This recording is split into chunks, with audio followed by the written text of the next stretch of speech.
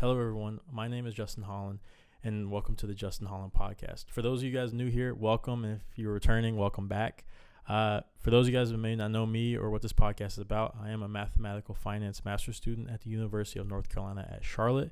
And this is a podcast where I host long-form conversations with friends, academics, professionals, associates, about a range of topics that I think will bring interest to me and to you and the rest of the internet.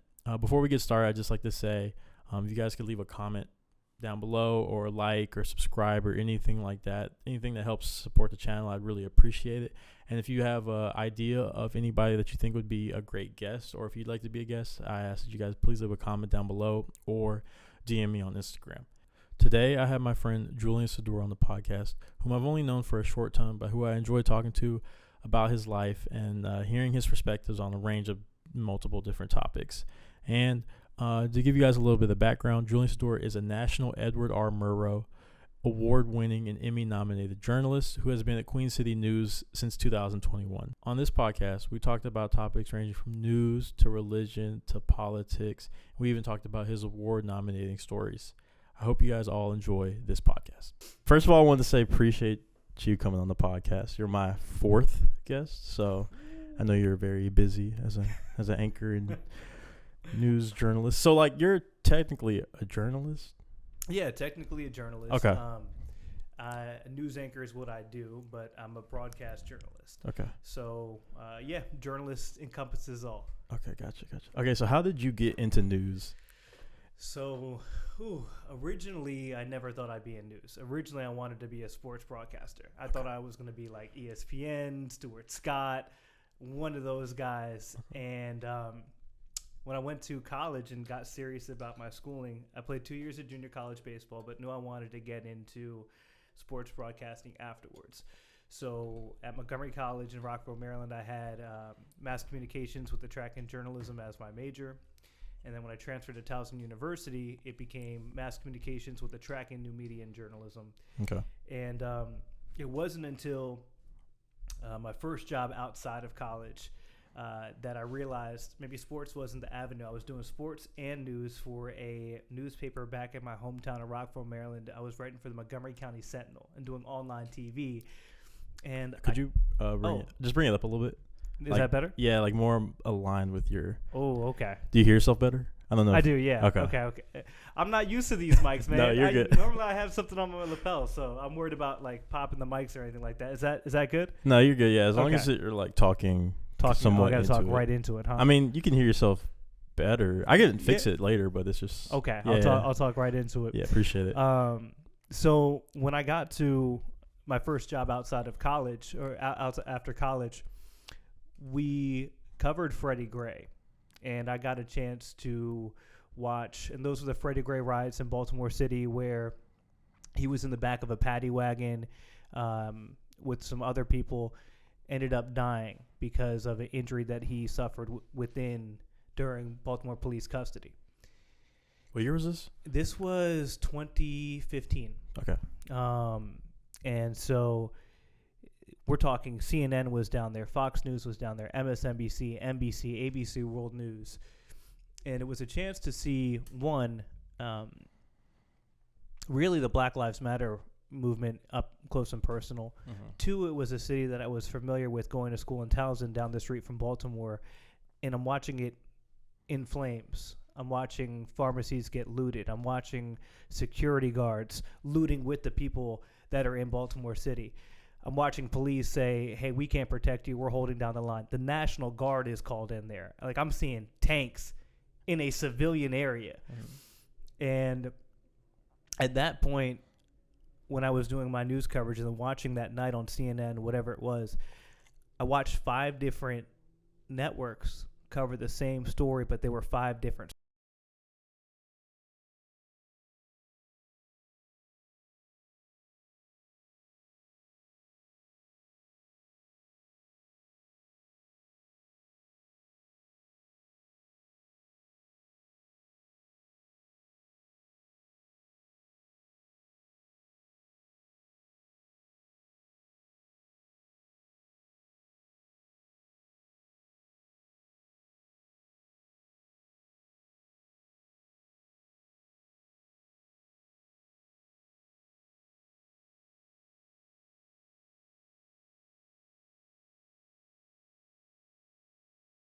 challenge and try to share these stories. And there was one other thing from that those 3 days in Baltimore that stuck with me.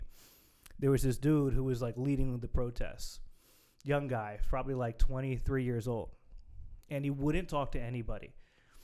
So I talked to him, I put down my camera, I said, man, just share with me why. Like, what is your resistance to us? Because I'm trying to tell your story and I can't tell it unless you talk to me. He said, here's the issue. Look around. You see all these cameras. I'm like, yeah. He said, in 1 week, all of these cameras will be gone. You'll be somewhere else, and I'll still be living here. You guys only want to be here because something's happening, but you're not going to be here to watch it get fixed. You're not going to be here to help it get fixed, so I'm not going to give any of my time to you guys. I was like, man, that's heavy. Oh, my gosh. But he's right. Yeah. He's right. So that was the other part, is like I can use my platform to continue to put the spotlight on stories that matter and to try to make a difference. So I know that was a long answer to that's a quick question, but that's what got me into news. That's interesting. So you were, how old were you at the time? You said you were. Oof. So I was 20. Man, you're gonna date me, Justin. That was spring of 2015. 2015. So okay. That would mean I was quick math. So I was about to be 24. Okay. Mm-hmm. Interesting. So was he younger than you? This guy telling you that? Yeah, about my age. Really, about your age? So like, yeah. Oh my God! It sounds like he's seen like a lot of things in life. The way he's talking, yeah. I mean, growing up in that part of Baltimore, he did see a lot. Yeah. I mean, it was an area that has been historically impoverished. Not a lot of opportunity, a lot of crime, a lot of, as it's been documented, a lot of corrupt police activity. Area that's really been left behind by the government. And so I'd imagine my 23 years to his 23 years of what he's seen to what I've seen. Mm-hmm. I mean, he was younger than me, but he felt older, if you get my drift. Yeah. Okay. Yeah. So, oh my. Yeah. No. I know we're getting real deep real quick. Yeah. No, that's a good reason to be in the news. I mean, I'm sure there's plenty of people out there that are like, I just want to be on the camera. I want to be in front of the camera, which is probably not the greatest reason. There's tons of people in this business that get into it for the wrong reasons. Let me not say a ton, but there are people who get into it for the wrong reasons. The other part about it, and you can probably associate with this as an athlete, you know, the adrenaline that you get playing a sport. Mm-hmm. Or I'm sure in the military there was plenty of times where the adrenaline kicks on and you look for something that ignites that adrenaline, that gives you that rush. To me, there's no rush like that, like live TV. Oh, okay. Man, because it's just like in sports, it's like the attention's on you. You have a chance to deliver, and the stakes are high. Like when we're covering breaking news, one, I got to be accurate, right? Mm-hmm. So I can't mess up. I can't get my facts wrong. Two, the moment is finite, right? What I'm showing you, if I'm on the scene of South Park fire, even though I'm covering that from the anchor desk, mm-hmm. or a hurricane or something like that, what I'm showing you behind me may not be here in 30 seconds. So I have 30 seconds to show you exactly what's happening. Otherwise, that moment's gone. I don't get to be like, hey, wait, redo, bring that fire back to this apartment, or bring that fire truck back over here.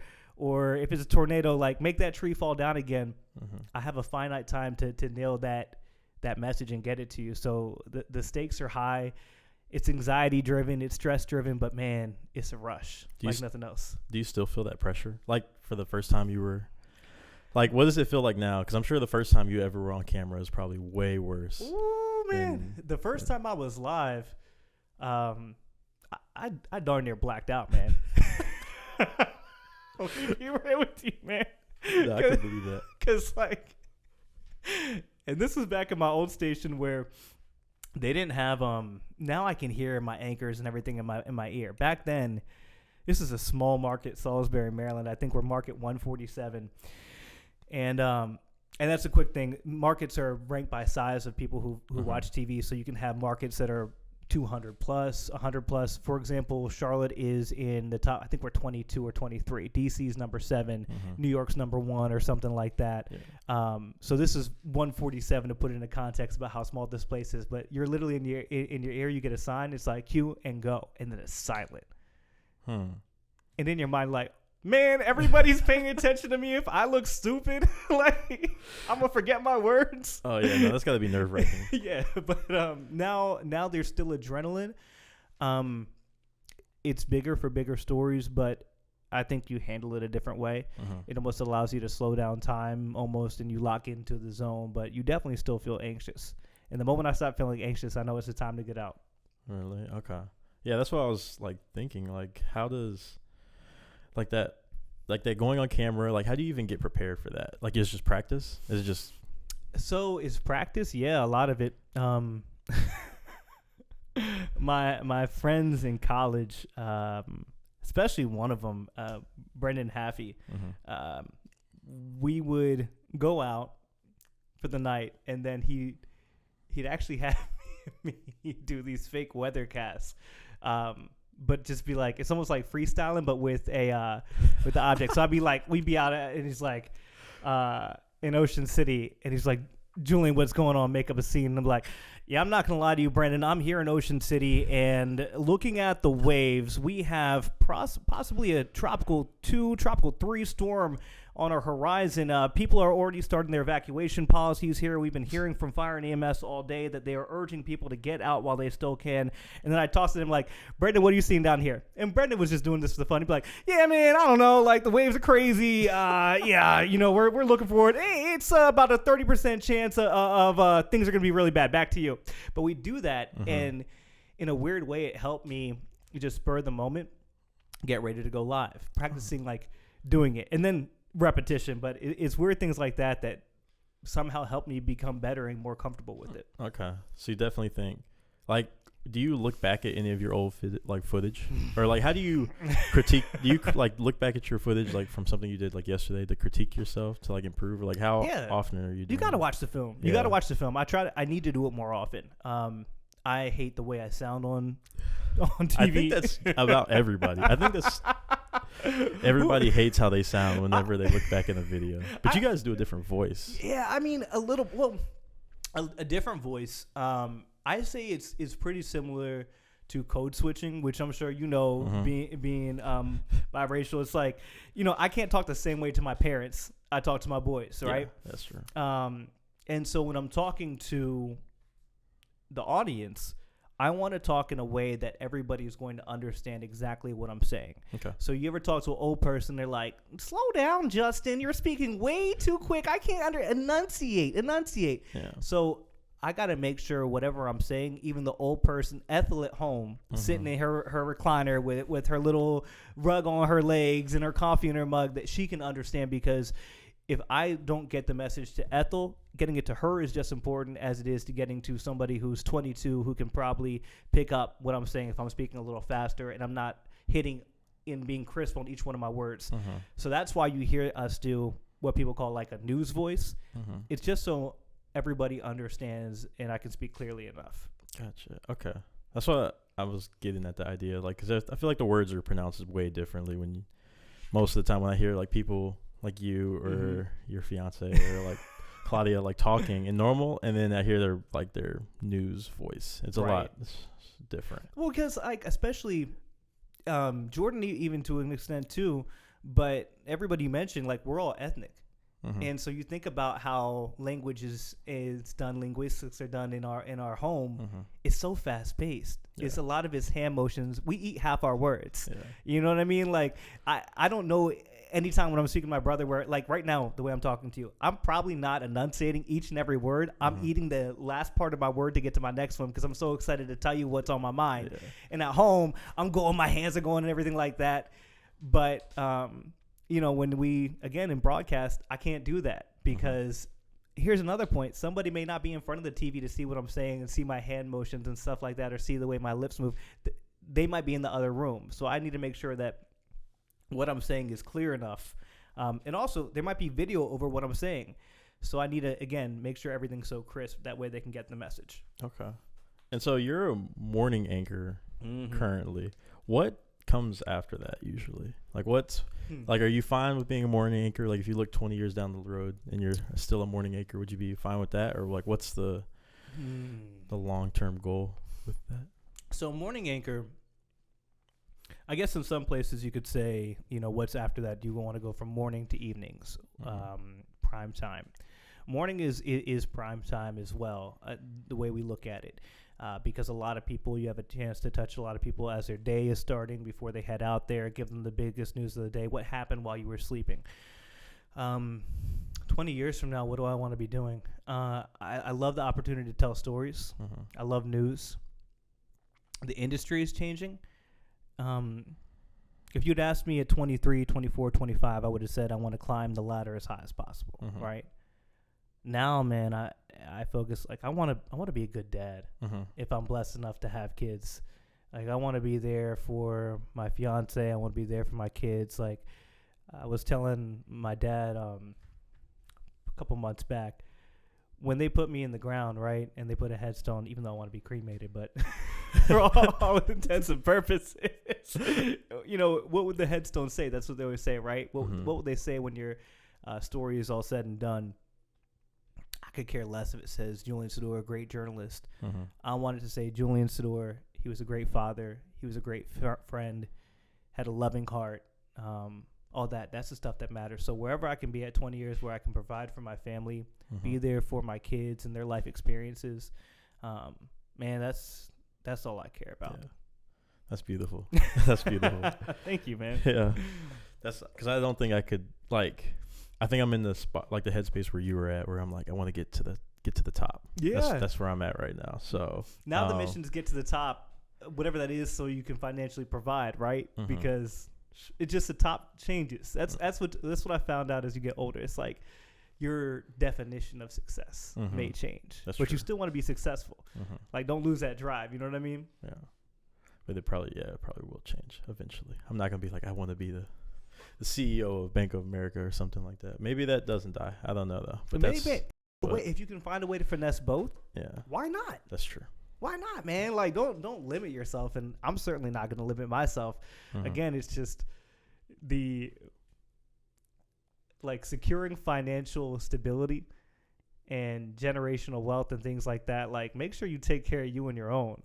You know what I mean? Like, even before it was Jordan with me, my goals were still, like, I want to make sure I'm taken care of. I don't ever want to have to struggle, man. Like, I grind right now. I work so much to the point where I'm tired. But it's for a reason. Like, I want that stability, as I'm sure you do too, man. I listened to, I think it was your first podcast where you're talking about what the military was paying, and you were like, what is a fair grade for the military to pay you to stay deployed? You were asking your guest, and he's like, ooh, man. Yeah. And he put out a high number.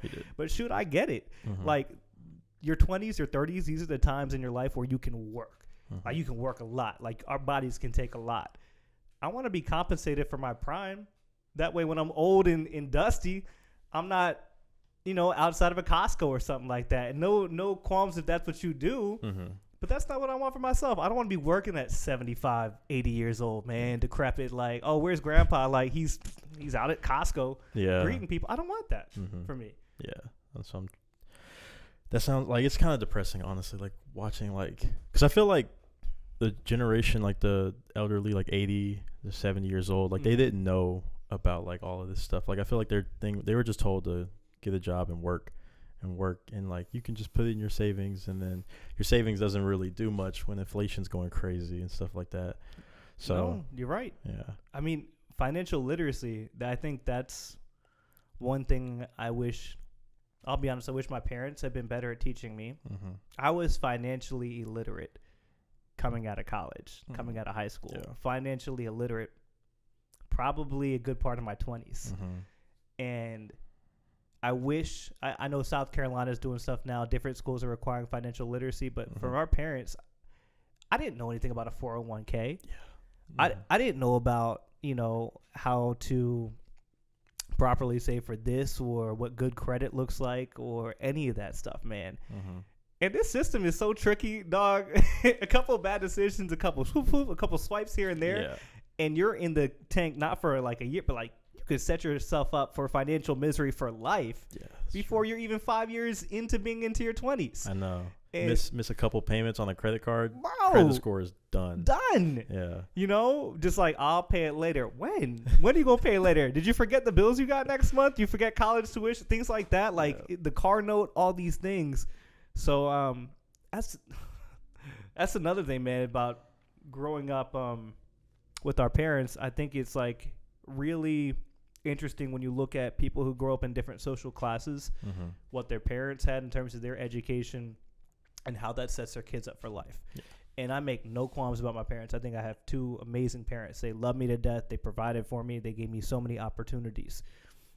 There were some things that just weren't afforded to them, and I can't blame them for not knowing. Yeah.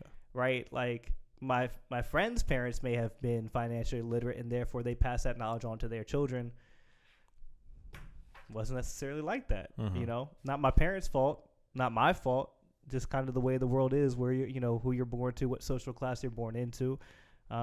Just means you got to work a little bit harder on your own to elevate out of that. Yeah, and I'm kind of curious about, like you were saying, like you want kids and obviously like to raise them, make them financially literate and things like that. At what point would you force them? Like, are you fine with your kids staying at the house, like staying in the nest, or what? At what point, what age are you like, or you gotta get out the house, you gotta get pushed out the nest? Because I'm kind of curious about it.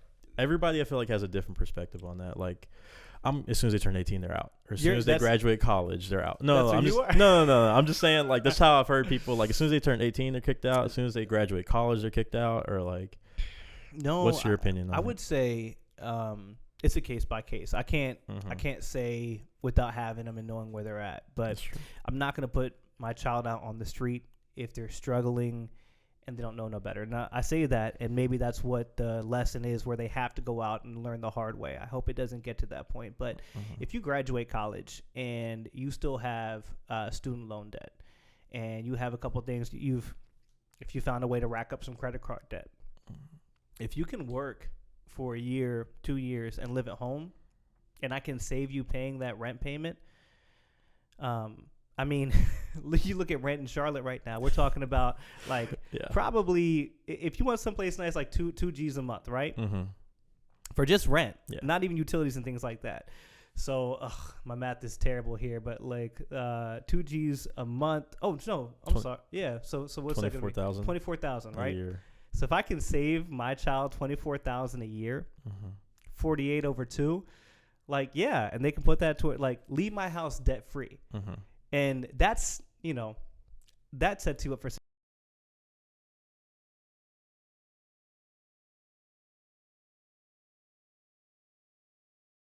with a clean slate, no debt. Yeah, stay at home. 100%. Like I've done it. A couple more years won't hurt me. But make sure my Christmas presents, my Hanukkah presents, my birthday presents, they best be great. They best be great. Don't forget I let you stay at home rent free. Like I wanted to come back around when you got the money. Take pops to an NBA game, to an MLB game. Make sure my birthday presents are nice. But I'm gonna help him out. Boy or girl, doesn't matter. I was gonna say, how is, like, even with raising kids, like especially in news, because don't you guys move around like a lot? Because I know it's contract based. You can. So do you think Charlotte is like where you want to raise your family, or where do you think it's definitely a possibility. It's a possibility for sure. And morning news probably is the easiest for that, because sure, you miss going to school, see them off to school and all that stuff, but you're back in order to have dinner with them, help with homework. So it's possible. And there are other shifts you can work to that could help with that. It's really whatever you want to work out with your partner. And Jordan and I have talked about it, and I think we can make it work. In Charlotte? Yeah. Okay. We can make it work. We both like it here. We're originally from Maryland. We both like it here. We got friends here.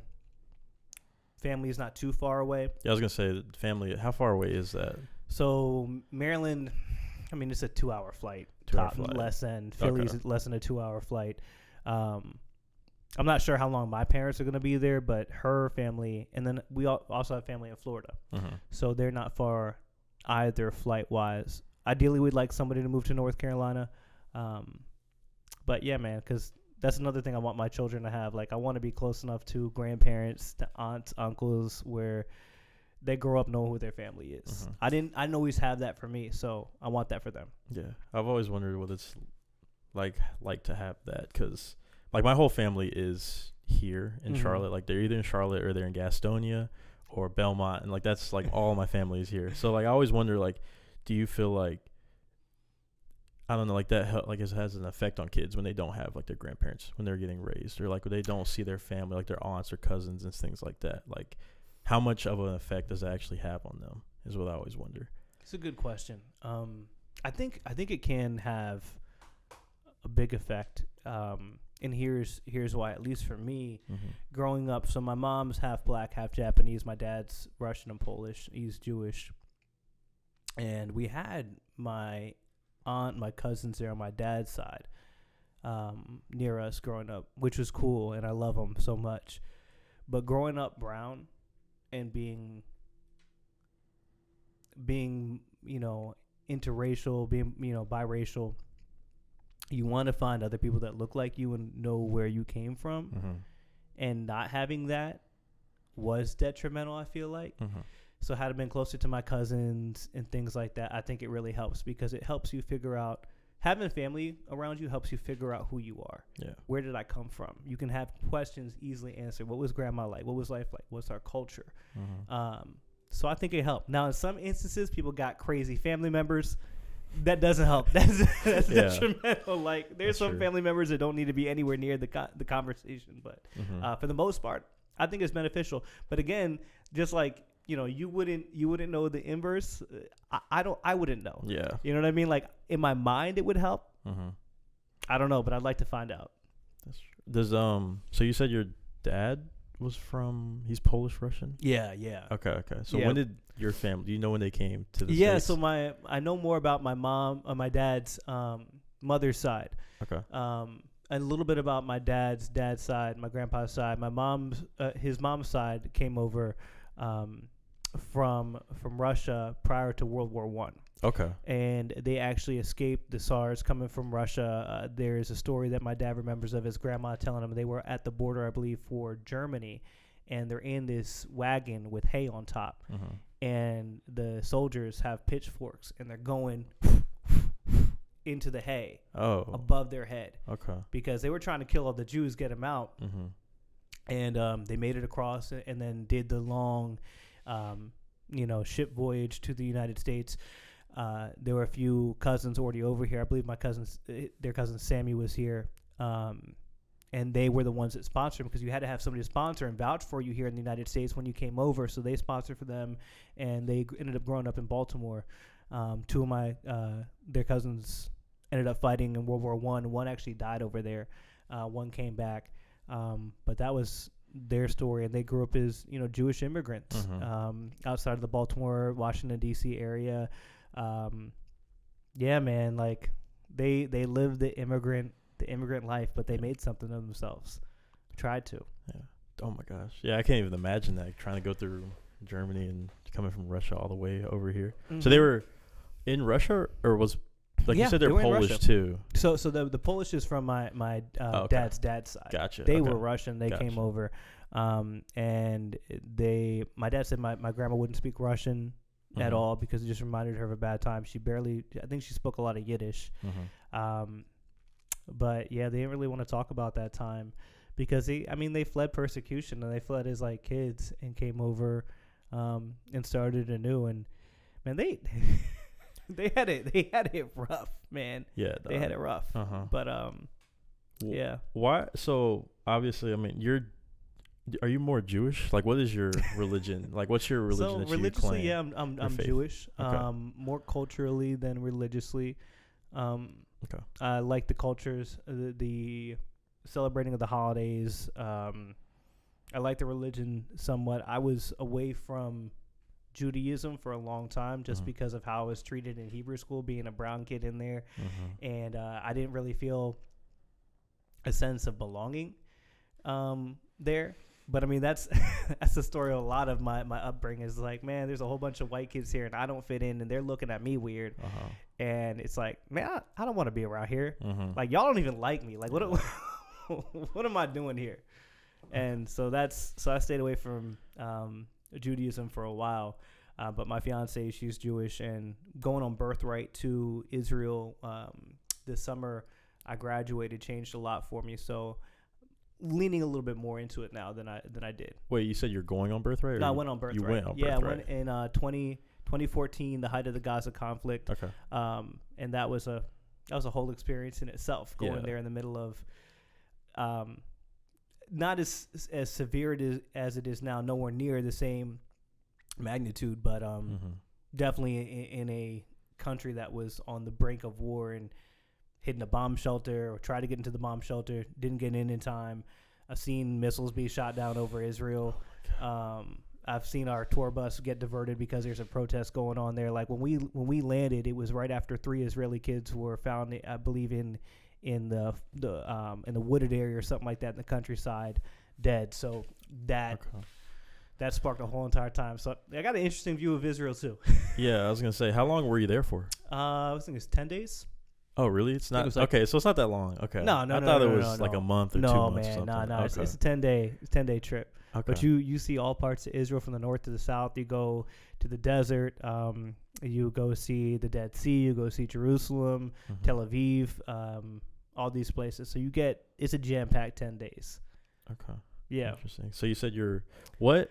I guess kind of like, why do you think about, like, I feel like throughout history, like Jewish people have always been like considered a scapegoat for a lot of things, or like kind of just like, there's a lot of anti-Semitic hate and things like that. Sure.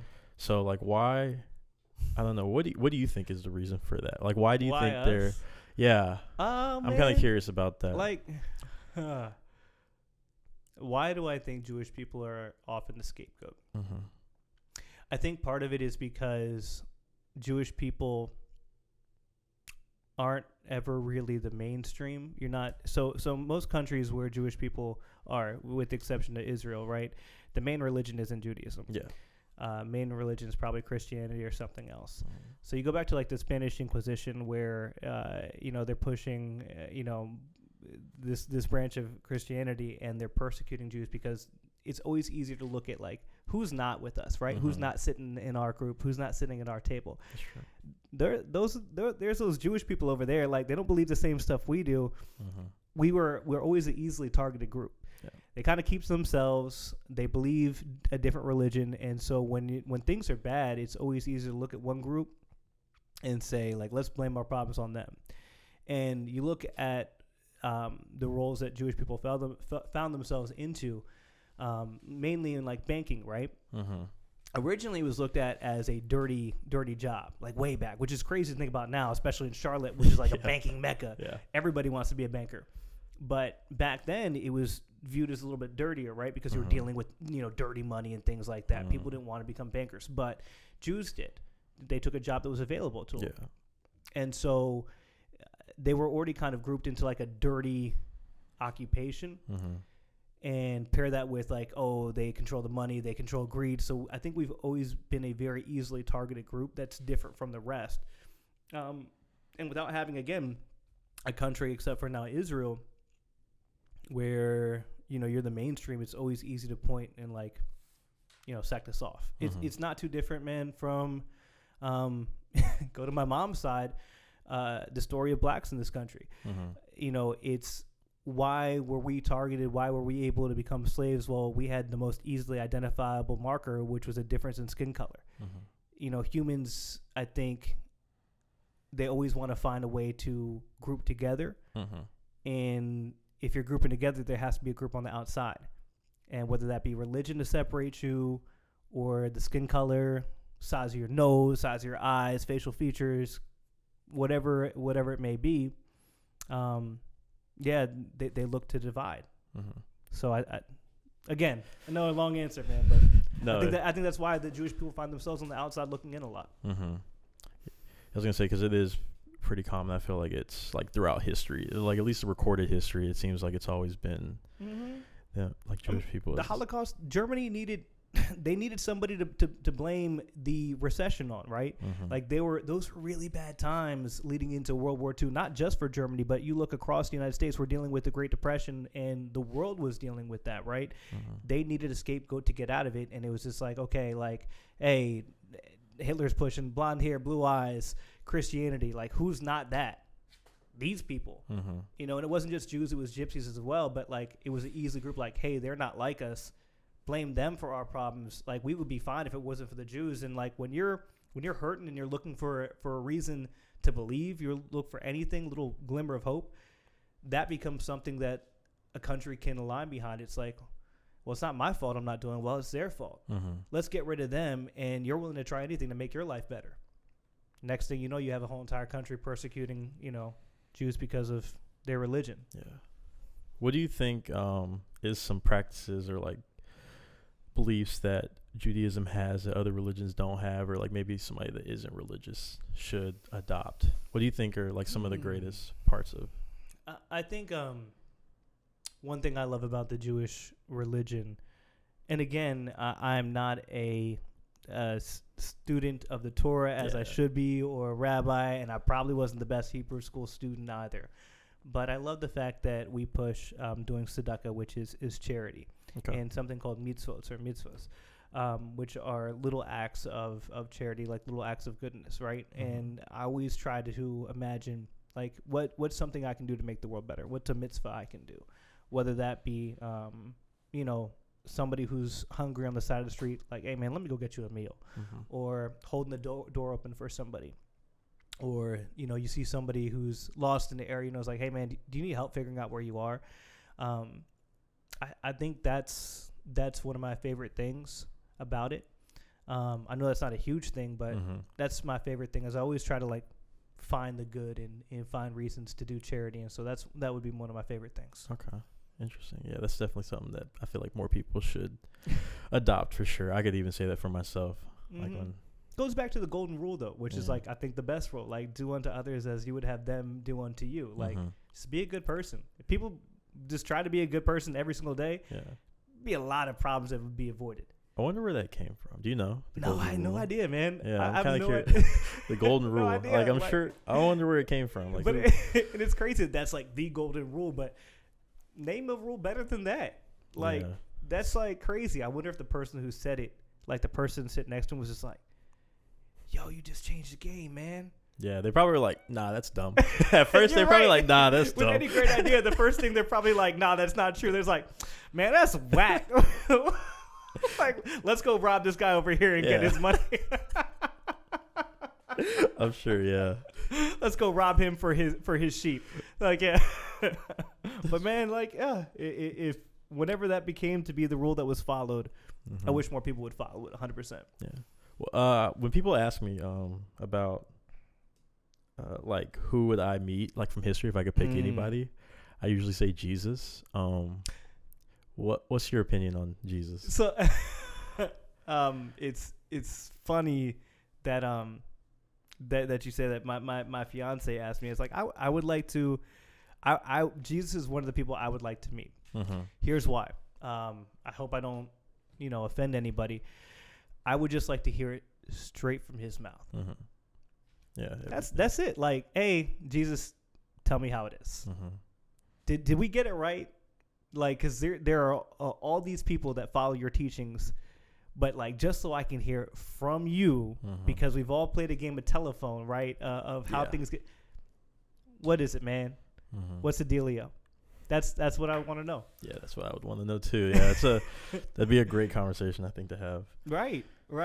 And of course, there's also the fear. It's like, hey man, you're not supposed to be here right now. And then like he snaps his fingers. Yeah, just like, whoop. Sorry, Jesus. But like, yeah, I would love to know straight from his mouth.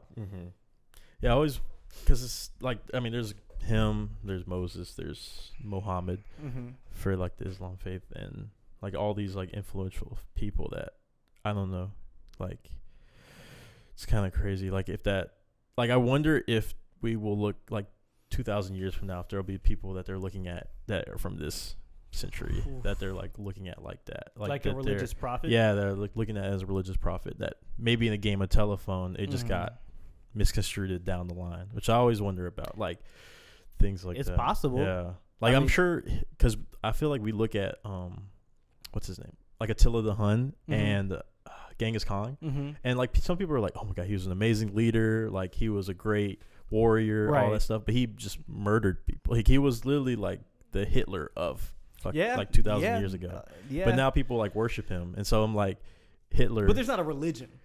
Yeah, I know, but that's true. But I always wonder, like, if down the line it can get like the talking about somebody so highly can eventually Yeah, I turn mean, look at the into that. Mormon faith, right? Yeah. John Smith. I mean, this is a dude. I say a dude like he's not that people don't look him at as a prophet, but I mean, that religion popped up, and so the Mormon faith. I mean, 2,000 years ago there was no Mormon faith. That's true. Yeah. Now there's churches. The church, I believe, in Maryland, where I grew up, has the most concentrated gold in North America. That's a religion that look up the Mormon temple in Maryland, man. They have there's a statue of John Smith, and it sits on there's 4 or 5 golden pillars in that temple, and it's like those are, I think they're solid gold. Fact check me if I'm wrong, but I feel like it's the most concentrated gold in North America is in that temple. Wow. In those things right there. Oh my gosh. So that's a religion that's not even 2,000 years old, right? Yeah. And already huge. So 2,000 years from now, who knows? Yeah, that's what I always wonder. Like, if those religions just get mixed in, and they're like, okay, like this one, like it sounds, I don't know. Like, I always wonder how that will turn out. A really long way down the road, especially like Scientology. Like Scientology might be one of the. It could be. Yeah, it could be. I feel like there's always going to be the core. There's always going to be Christianity. There's always going to be Judaism. There's always going to be Buddhism. I think there's always going to be Hinduism, Catholicism, all of them.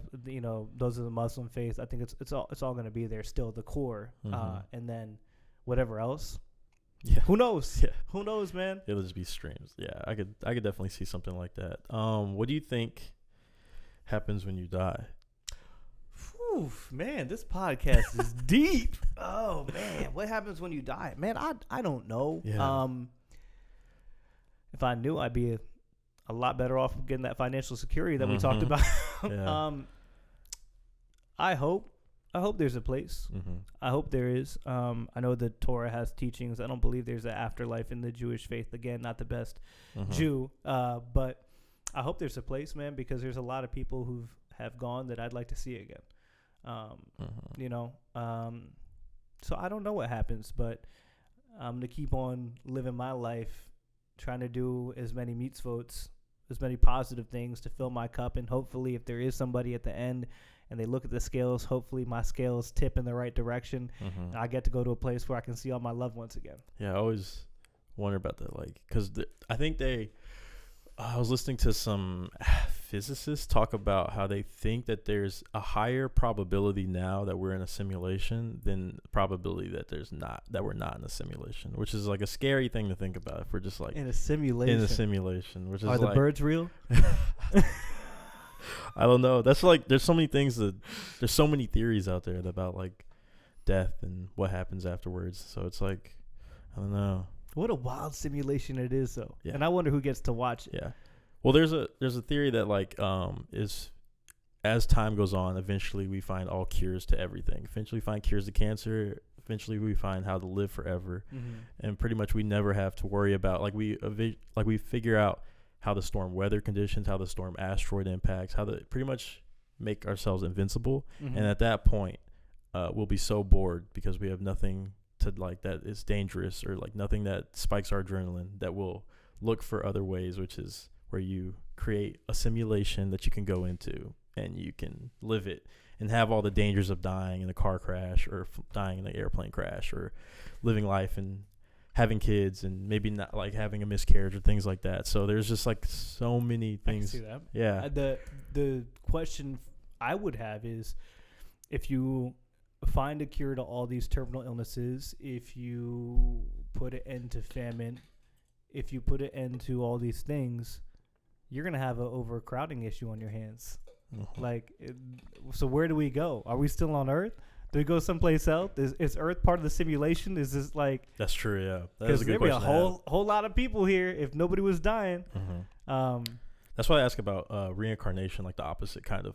If reincarnation is a thing, which I'm not sure if it is or isn't, but there's a lot more people now than there were like 100 years, or not 100 years, 100 years ago, 1,000 years ago, 2,000 years ago. So it's like, where are these new souls coming from that are in these people? That's what I'm. I mean, you got some species that go extinct. Maybe in your last life, you were a sea turtle, and now you're a human. I don't know. I mean, if you believe in reincarnation, then I guess it stands to be that you could go from one being to another. I guess. Yeah. I don't know. It's interesting. But that would make sense. It's like, how we all these humans now, and, you know, but this species is extinct. Well, maybe you spent your life as a different being. That's true. Until we talk about the dinosaurs going extinct, and then everything was pretty much extinct at one point in time. So it was a wrap. Was there? Yeah. you one moment you saw a bright ball coming down at you. You were eating your little leaf, and next thing you know, you pop back up as something completely brand new. Yeah. But that's what. I don't know. That's a crazy thing. Like that could happen to us like right now, which is so wild to think about. Are you just going about your day? You know, you're in Publix, complaining that you can't find what you're looking for. Next thing you know, there's a bright white flash and it's a wrap. It's just over. And then you're a tadpole. The next thing you know, swimming around, being like, "Yo, what happened to Publix?" Do you think that there's other planets with life? Yeah, you think so? Do you think there's other life out there? 100%. Yeah. Why wouldn't there be? Look at that. I'm like, you talk about like the odds, right? There's no way we're the only intelligent life forms, you know, out there. There ain't no way. And we're not even that intelligent. Like, I feel like there's people way smarter than us. I see some humans do stupid things. I do stupid things. Man, the other day, I was just tired. And I was trying to put something back in the cupboard, and I opened up the refrigerator instead. I'm like, why am I trying to put like this bag of flour in the refrigerator? Like, I'm a dumb human. There's gotta be people way smarter than that out there. Like, I refuse to believe that. 100%. There's people out there. Yeah, that's what I'd like to think too. For sure. Right? Because there's no like people that have figured out. Because I feel like we have old issues that like we still haven't figured out from like ego and things like that. That like we should figure that. We should have figured that out by now, but 100%. We start wars over nothing. Yeah. And like, I definitely believe there's some other life forms looking at us like, man, look at these stupid humans fighting again. They're just looking at us, right? Watching us. Like, oh, are they gonna drop a nuke on each other? Let's see what happens. Yeah. Like, hey, Larry, come over. They're talking about the nukes again. They can do something crazy. Yeah, without going too much into international politics, yeah, there's a lot of wild things that you would think we would have figured out by now. But again, it goes to we like a way to, you know, separate each other, group with each other, and a lot of that causes a lot of issues. Man, your table is only so big, only so many people can sit at that table. You got to find somebody else who's on the outside looking in. So that's the root of a lot of it. Yeah, I think hopefully 1,000 years from now, I don't think hopefully racism will be done, because I think eventually everybody will start mixing races, and then I'm wondering like how that will work out. Like if everybody started mixing races, and everybody is mixed now, everybody's like so many different ethnicities and cultures all intertwined. Like, is there still racism? Is there still maybe not racism, but I think religion is still going to be a big thing. That's true, yeah. You know, religion will separate somebody. If it's not religion, then it's socioeconomic class, right? Like the haves and the have-nots. I'd like to say that people would be able to put that stuff aside from them, but I feel like there's always somebody looking at the person next to them saying, what makes them different? What do they have that I want? Or what do I have that they don't that makes me better than them? So until that goes away, which I think is a core part of who we are as humans, I don't know that there's racism may no longer exist, but there'll be something that keeps people divided. Unless we intertwine with AI, and then we're that's true. But like even then, man, you know, I feel like there's still gonna be it's like, oh, you ain't got the new update, you ain't got that new processor chip. True, like, hey man, look at Justin, he's still slow. He got that processor from 2028, man. Yeah, no. look at his eyes, they're twitching because his system's lagging. Like, you know.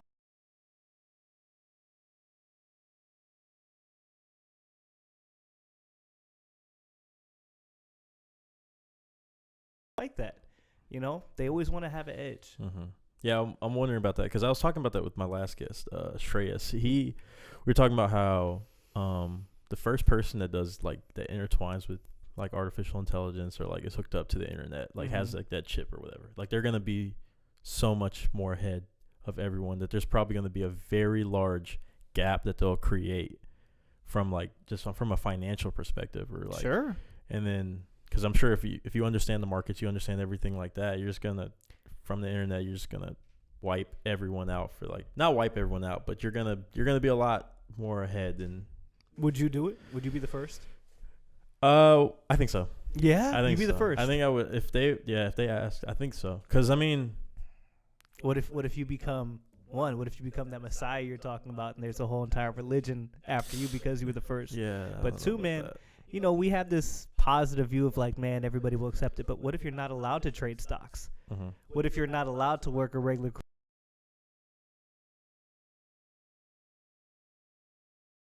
right there? Like, we can't let him do anything. He's too powerful. Like, what, you know what I'm saying? What if you're jailed away and just research because, like, you become too powerful to be out there? Because, I mean, you have the answers right there on hand. You know? That's true. I don't know. I think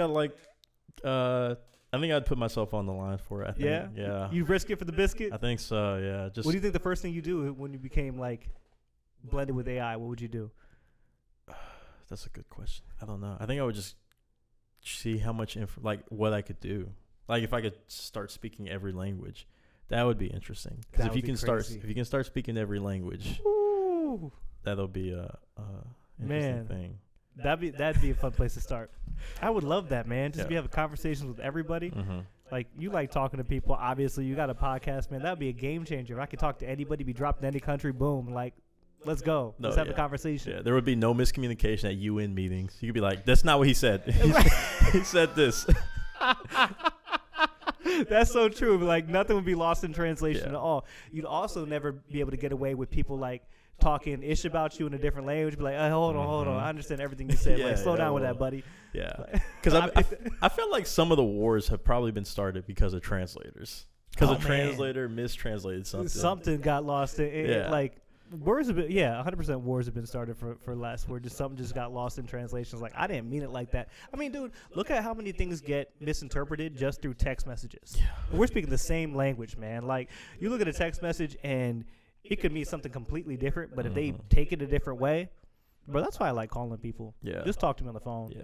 Like, even better face to face. I was gonna say, even emojis you can be confused about. What did you mean by that? Yeah, like winky face. Winky face. What is that? I was just winking. It's like, but were you winking? It's like, I don't even know what that means. I just hit the emoji because I liked it. I just winked. Yeah, I'll just do that. I'll send random emojis to people just for fun. I'll be like, why'd you send me the walrus? I'll be like, what's the walrus mean? I'm like, I just sent it. I had fun with it. Yeah, I just scrolled and clicked one. Yeah, man, emojis, texting.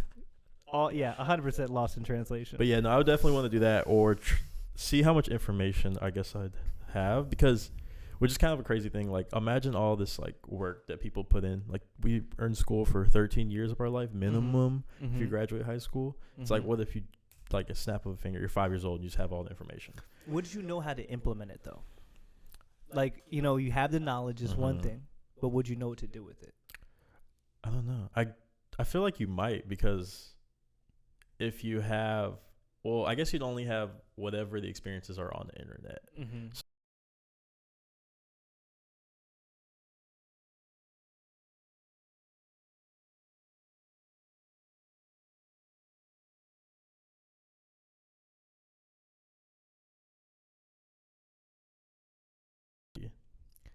So do you feel like life would be boring? Because if you know everything, yeah, it might. Would you be curious? Yeah, I think. Yeah, because there's stuff that we don't know still. But what? Like, what? Like, because then there's questions that, like, for example, we talked about religion. You can take this question, like, is God real? Right? You could be AI, but like, how do you you don't have knowledge of that. There's no definitive answer, right? How do you solve? How do you create a place where there's no more world war? There's no definitive answer. So I guess you'd be curious about that, but like, I feel like you couldn't have a conversation with normal humans. Like, that is true. You wouldn't care anymore. Like, you'd be like, so beneath you. It's like, I already knew that. Yeah. It's like, you're going to say one of these 5 responses. Which one are you going to say? Oh, you probably said, you said that one. Right. Like, you'd be finishing their words before they're even done. I could see, that might be the boring part. But then I guess, I feel like it'd be lonely, man. Probably. Being the dude that knows everything. Yeah. It probably would be a lonely life. But I don't know. I'm sure it was also a lonely life coming over to America back in the 1500s. Oh, true. Yeah. Could you imagine? I always think about, and I'm sorry if I'm taking your podcast. No, you're good. Off on a tangent, man. We can talk about whatever. But man, I always think about the settlers went out west.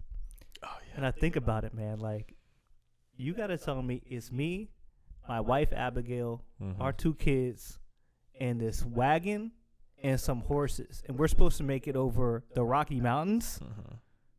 I don't know what's over there. I'm just going. Yeah. There's like a 50% chance that she gets yellow fever.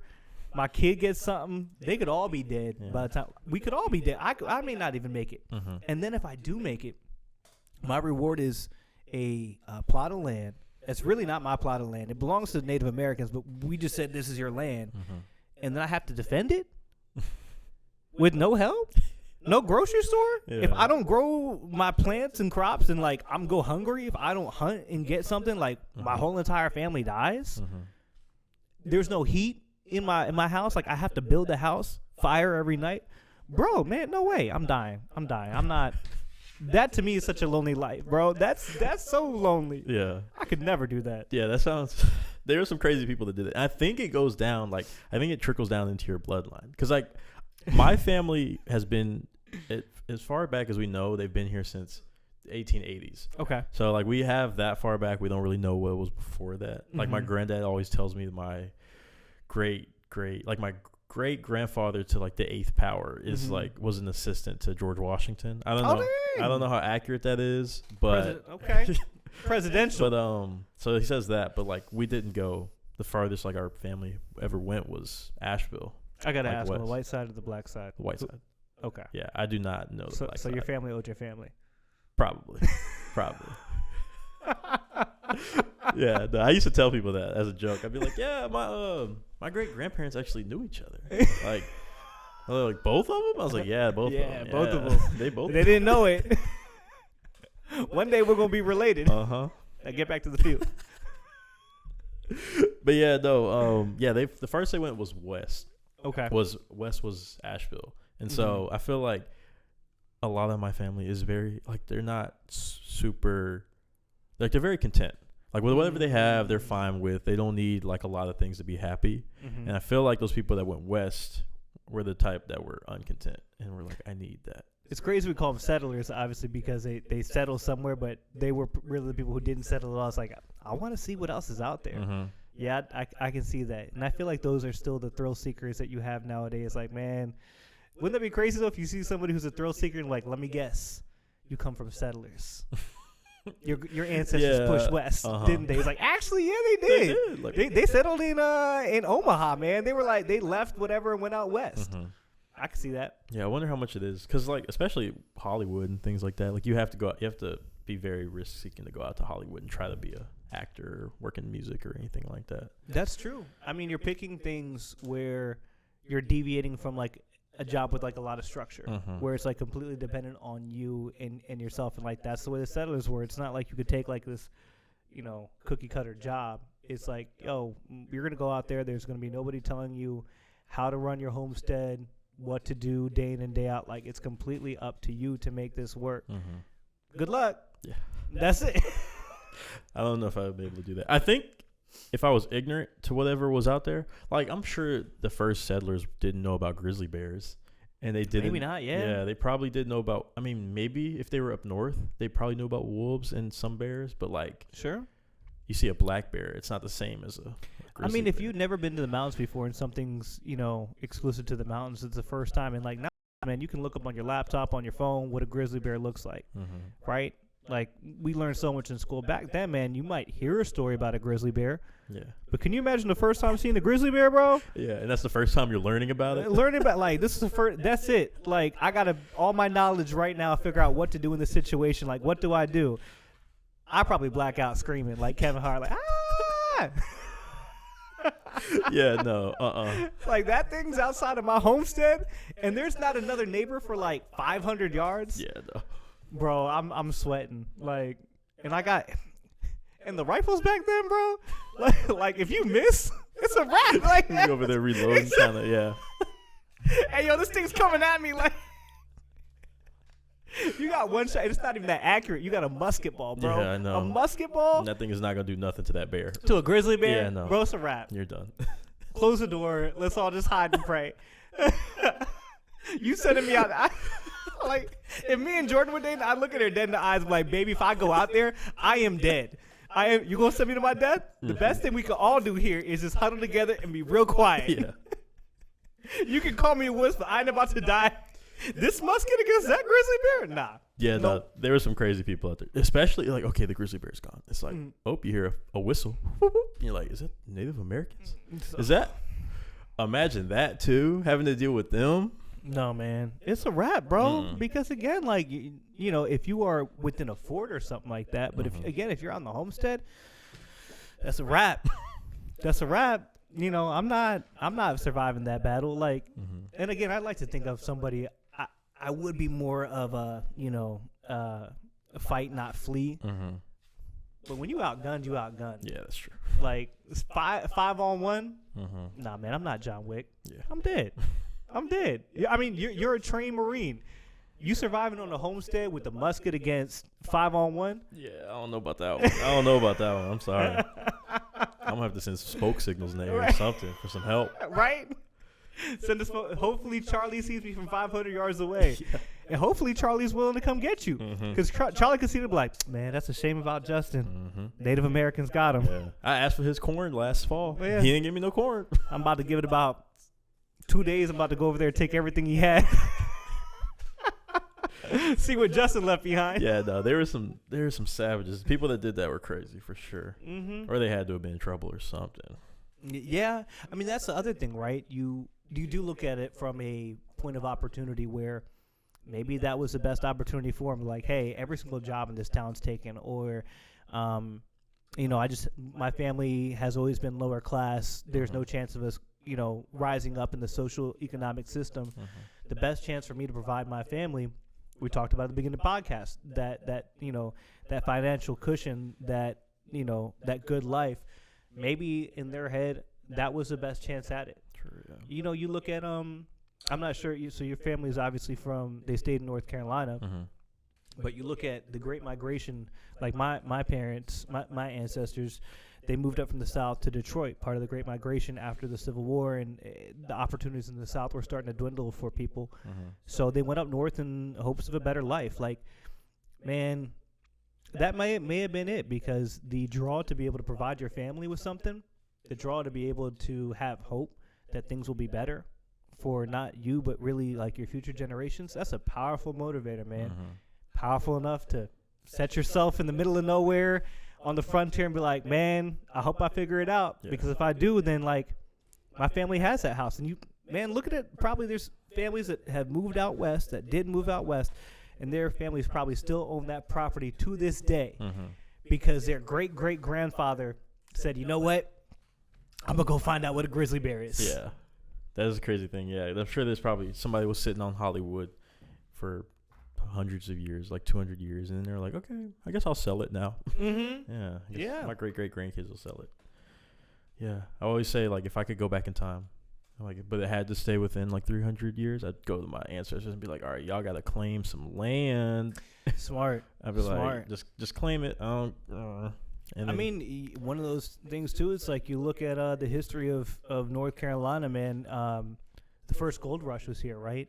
So if you knew what land to be on, like that land around Uptown, there's mines under Uptown that had gold in them.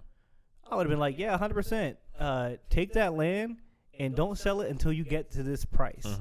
Because the first people that came down, I remember there's a story about the first kid. Have you heard the story about the first kid how the gold rush here started in the area? No. I don't know if it's true. It's what I've read in one of my research, because we were trying to look into the history of Charlotte for broadcast. It was this kid who went down to like the creek, whatever, found like a gold nugget, right? Okay. And his family was using it as a door stopper. Okay. Yeah, it's just like, because it's like he didn't know what gold is. Nobody knows. And like this guy, this salesman was moving through, could have been like a prospect or something like that, and saw that gold there and offered the dad like something like $4 or something. Like, was probably like a good amount of money, seemed like, for this doorstop. Yeah, I'll take $4. Nugget of gold, dude probably flipped it for hundreds more back then. But that's what I think started the first gold rush down here, was like, okay, there's gold around here. Let's figure out where it is. Do you know what year though? Like around what? Did you ever find that out? Oh man, I want to say 1800s. I want to say that. Okay, somewhere in there. Could be wrong. Yeah. Probably am wrong, but I know it was the first gold rush. I mean, that's school you go to. Mm-hmm. That's why they call them the 49ers. The 49ers, yeah, the whole. Yeah, because the first gold rush, you think of the San Francisco 49ers. Yeah, there was a gold rush out in California, but there was a gold rush right here in North Carolina, and underneath Uptown, there are still mines that have gold inside of them. I did not know that. That's man. Cool. I didn't know that. Yeah. Charlotte's got a lot of history. We just covered it up. That's the history of trade and trial, man. There was the history of a Native American trading route leading up north, and like crazy, dude. There's a lot of history here. I feel like people that aren't from Charlotte know more about Charlotte than people from Charlotte. Y'all don't talk. I don't know. I know. Why. Yeah. Like, do y'all not teach that stuff in schools, like the history of Charlotte? No. Like I could not tell you anything. Like I think, like the Queen City. I can't remember why it's called that. I think it was because. Let's see. I know. You know. Let's Okay. see. I was gonna say I think it was because we got the Queen's favor from England or something like that. So Charlotte is obviously we're named after Queen Charlotte. Mm-hmm. And it was Queen Charlotte Sophia of Mecklenburg County, and that's why we get Mecklenburg County. So she was originally from Mecklenburg, Germany. She was Moorish of descent and was actually, if you believe what's been documented, she was of African descent. So she was actually one of the first black queens. And so, I did a whole entire piece. If y'all want to go see it, go to qcnews.com, look up my name, search Queen Charlotte. But there's been books written on it too. She was actually a abolitionist too. And that's how they actually got slaves to fight for the British in the Revolutionary Wars, because they said, hey, if you fight for us, we'll guarantee your freedom. And if you look at the cartoons that were done about Queen Charlotte back then, they look very similar to what you would see in like Jim Crow era, even early 1900s, 1960s racist cartoons about black people. She's depicted in a very similar way. But that's why we're called the Queen City, is after the favor that we had from, Queen Charlotte. Big ups to her. Huh. Okay, you learned. Yeah, man. Had no clue about that. I knew it had something to do with a queen. Mm-hmm. That's the one thing I did know, because I think up until 3 years ago, maybe I had didn't even really realize it was called the Queen I didn't know until City. moving down here. Yeah, I had no idea this was the Queen City. Yeah, and I moved down here. I'm like, Queen. What do you mean? I didn't even know Cincinnati apparently is also the Queen City. I have no idea how they got their nickname. But yeah, there's a battle over who's the real Queen City. But I had no idea that Charlotte was a Queen City. Had no idea about Charlotte and all that, and where the name came from, or the fact that Mecklenburg County, and that's where she was born and raised in before she got married to the King of England. And that's why we got Mecklenburg County, Charlotte Mecklenburg. Who knew? That's interesting. Yeah, I had no clue about that at all. You know about the Hornet's Nest? No, what is that? You know CMPD, right? Yeah. They have the Hornet's Nest. Yes. So during the Revolutionary War, British general, I believe it was Cornwallis. I may be wrong on the general. But so when they came into Charlotte, he wrote in his journal it was like a hornet's nest because it was so fiercely defended. And so that's why CMPD has a hornet's nest on their badges, because Charlotte was known as a hornet's nest, fiercely defended. Wow. So that's probably where the Hornets team came from too. Hornets, man. For the Hornets Nest. I had no clue about that. What? So Charlotte's got a lot of good history, man. It's a fierce city in the South. That's defiant, man. There's a lot of trailblazers, a lot of people who are willing to stand their ground here. And I wish they did more to talk about it. Yeah. It's got a really cool history. Yeah, I did not know that at all. I think it probably gets lost in the fact that we are a banking city. Yeah. I feel like people just come here for the money. Yeah, come here for the money, yeah. They come here for the gold rush, man. That's right. As some things have changed, many remain the same. People came here for the gold rush, and people come here for the money now and have no idea what the history is. Yeah. Meanwhile, the people who, grew up here get pushed further and further out. I had no clue about why even. I saw today or yesterday about Uptown. I don't know if this is true, but apparently Uptown is called Uptown because it was built on a hill. Yeah, I don't know. It's the highest point. Okay. It's the highest point Uptown. So interesting.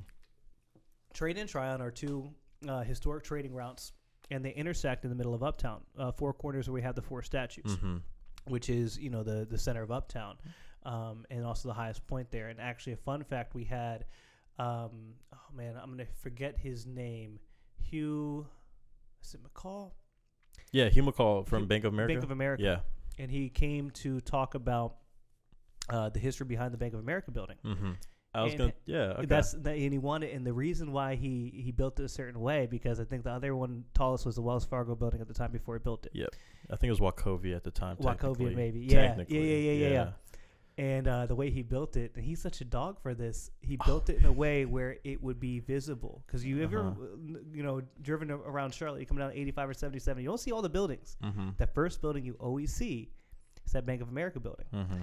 And the reason why is because Hugh built it on the highest point of land. So even though like elevation wise, like from bottom to top, it may not have been like, I think it was still the tallest. It's still taller, but it's not by much. Yeah, but visibility wise, because it's built on higher ground, interesting, it stood taller. And he was like, yeah, he was standing on the top looking down at the Wachovia building. He was like, yeah, I did that. Oh, wow. It's a flex.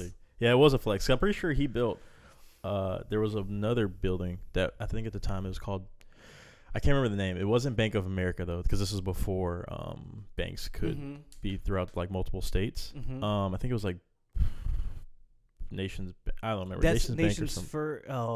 But you're right. Something like that. You're right. Yeah, and then it merged with America Bank or Bank America or something like that, and then became Bank of America. And before he had built, I think it was like 30 story tall building, and then that other guy you were talking about built like a 41 story, I think, and then he built a 60 story tall building. Crazy, because he was like, I gotta beat this guy. Yeah. Gotta flex. Yeah, no, the guy that was just on my podcast last time, he worked an internship with, because now he works in private equity, which I'm not sure if you know what private equity is. It's kind of like, so like most companies are public, like Apple, Microsoft, stuff like that. Not most, but there's a lot, and then so those are the ones that everybody knows. But then there's also companies like Bojangles or Chick-fil-A, and they're privately owned, but they still need people to invest. They still need like people, so that way they can grow their company. So private equity firms will buy those companies and they'll own them, but they'll allow like people like you and me, probably not me and you, but you have to be an institutional investor. So you have to have a lot of money. You can invest in that private equity firm, and then they'll invest into a company for you that's private. So like they'll invest. Chick-fil-A doesn't do it, but Bojangles, Honey Bun, because we have the Honey Bun like headquarters here. Yeah. And a whole bunch of other smaller companies that I can't think of right now, but they're private. So yeah, he does that now, and he was telling me about like how his whole team is, because he still works in the Bank of America building. He just doesn't work for Bank of America anymore. So he's like, that's his baby, and he like, yeah, that was his baby for sure. That Bank of America building. It's a nice building, man. I would love to go to the very top. I know that I think very few people are allowed up there, but it's above the cloud deck sometimes. That'd be pretty interesting. 100%, man. You gotta get that view. You gotta get a story or something up there. Man, I'm trying. Yeah, I'm trying. If somebody would like to take me up there, let me know. Get at me. I'd love to go up. Take Justin with us. Yeah. That'd be cool. But yeah, no. I read, because I didn't really know about that. Do you know who Matt Taibbi is? I don't know if you know too much about, so the only thing because I'm not too much into news, I do know about like more independent news journalists, and I think he's more of an independent news journalist. Okay. Matt Taibbi, I think he used to work for Wall Street Journal, New York Times, something like that. But he was the one that broke down the 2008, 2007 like housing crisis, and like kind of exposed Bank of America and all of that, and like how they were a big player in it, and how like too big to fail. Like I think he was one of the ones that started like that saying. Okay. Yeah. Okay. But yeah, I read his story on that, and he hates Hugh McCall. Yeah, he hates him for sure because of the housing crisis thing. I can see that. Yeah, I can see that. I mean, that was an interesting time. That was an interesting time. Yeah, how old were you during that? I don't want to age you again. No, man. 2008, 2009. So 2009. So I was going into my senior year. Okay. So it was an interesting. How old were you? I was 9. You're 9. 8 or 9. I don't know if you remember the shift in the country, but like people went from having really good Hanukkahs and Christmases and really good birthdays. It was rough for a lot of people. Like I remember I had friends that lost cars. Their parents lost cars, had to sell homes. But people talk about, it's funny because you talk about the recession now, or I know people don't want to say we're in a recession, but it didn't hurt like it used to hurt. I don't think. That was steep. But then again, who am I talking about? Like, chicken breast is like $10 now at the supermarket. So, and rent seems unaffordable. Housing seems unaffordable. So, shoot, maybe it does hurt. It's just, I'm older now, and all I cared about back then is like, dang, my birthday, I don't have as many presents. Yeah, selfish little snotty nosed kid. I was gonna say, I don't really remember much of it. I remember one thing. My mom had, like, she pretty much like yelled at me because I was in the yard and I was playing with the hose. I just had like the hose, like just doing something with it. She was like, "We don't have us." She was like, "We're in a recession," and at the time, she said we're in a recession, and I was like, at the time, I think I had learned recession and drought on the same day, so I had them mixed up. I was like, "Oh, we're in a drought." We're in a drought. I was like, that okay. makes sense, I was Mom. like, let me put the water away. I remember that. That's the only thing I remember from that. But yeah, that was like, oh yeah, I guess we're in a recession. Let me put this water away. Off. Recession, drought, same difference. Yeah. I mean, not too dissimilar in meaning. Yeah. It means things are tight. Yeah. I think that's what. Yeah, because we learned about it, the Great Depression and things like that, and something like there was the Dust Bowl, and then I think that's where it all got mixed up in my head. Yeah. It was like a drought, Dust Bowl, and all that stuff. You want to talk about lonely again, man? Living out in the Dust Bowl, dog. Your plants aren't growing. There's just dust out there. You got to go down and get some dry bread for your whole entire family. You come back there, your kids are dusty, no shoes. Man, dog, I could not be me again. Like, I'm tapping out. Yeah. I'm so spoiled, man. Yeah, no, we definitely are spoiled for sure. Because no way. I'm good. Couldn't imagine that, man. No. What do you even do for entertainment? What do you even do for entertainment back then? You know how bored people used to be? I think you just have kids. I think that's why everybody had like 9 kids. And it's like, this is my life now. Yeah, it's just. I got kids. I don't know what you did for entertainment. I guess like, because I don't know when you talk to people. When did board games become a thing? I'm sure there was some board game, but then could you afford a board game? That's true. I mean, you probably had to make one. Like, yeah. Like you sing songs with your family. Have deep time, family time. Yeah, either that or that's why alcoholism was so high. Some dude just like, man, I want to deal with none of this. That's true. Let me get the bottle with 3 X's on it. I know it's like the way it is in like cartoons. Yeah. I know they had, but in my mind in the Dust Bowl, it's like, let me just get this bottle with 3 nondescript X's on it. Yeah. Dad's hitting the bottle. I was gonna say, wasn't that? I can't remember if that. When did the? With Prohibition? Yeah, Prohibition. That was like 1920s. Yeah. So Prohibition would have ended, right? So that would have been, that was an interesting. I should know these dates. Yeah, that was an interesting time. Yeah, it's a time where you couldn't get it. Yeah. Big time for North Carolina, though. Great time for North Carolina. We wouldn't have NASCAR without Prohibition. That's true. Moonshiners, baby. I do know about that. I do know that Charlotte history. I did. That's crazy. Could you imagine drinking some moonshine, like some OG moonshine? Yeah, no. Like this joint was just made in the backwoods, and here you go. You could go blind. Imagine being that. Can you imagine being that starved for a drink? Like, hey man, you sure you want this? Yeah. You may go blind. It's like, I don't care, man. Give it to me. I just need something. That's crazy. I'd never. And I'm mad now if I get some cheap like bar or like well liquor.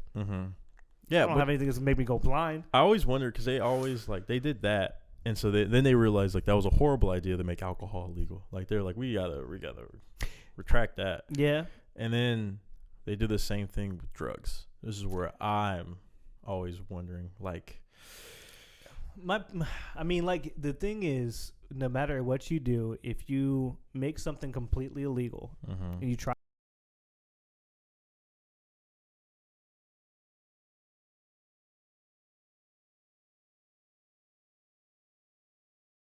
creating a market for something that they try to get rid of. I don't know if you're ever going to get rid of things like alcohol and drugs. Yeah. My personal belief on it, is people are going to use it. Might as well tax it. Might as well get your cut. That's true. Yeah. That's what we're seeing right now with cannabis sales and things like that. We tried the zero tolerance. We tried to completely make it illegal. We found out there's health benefits and things like that. People are going to use drugs regardless of whether they're legal or not.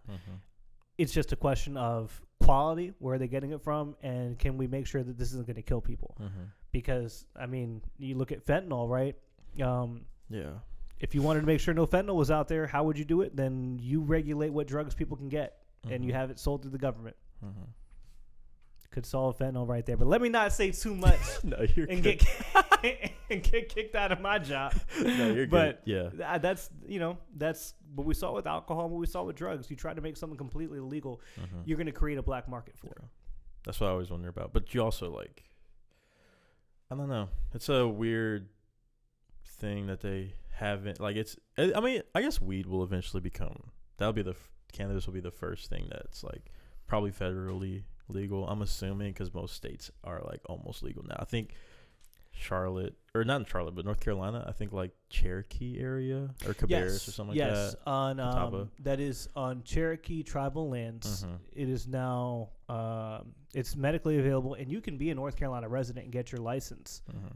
It's just not recognized off of Cherokee tribal lands. And I believe it's recreationally legal as well.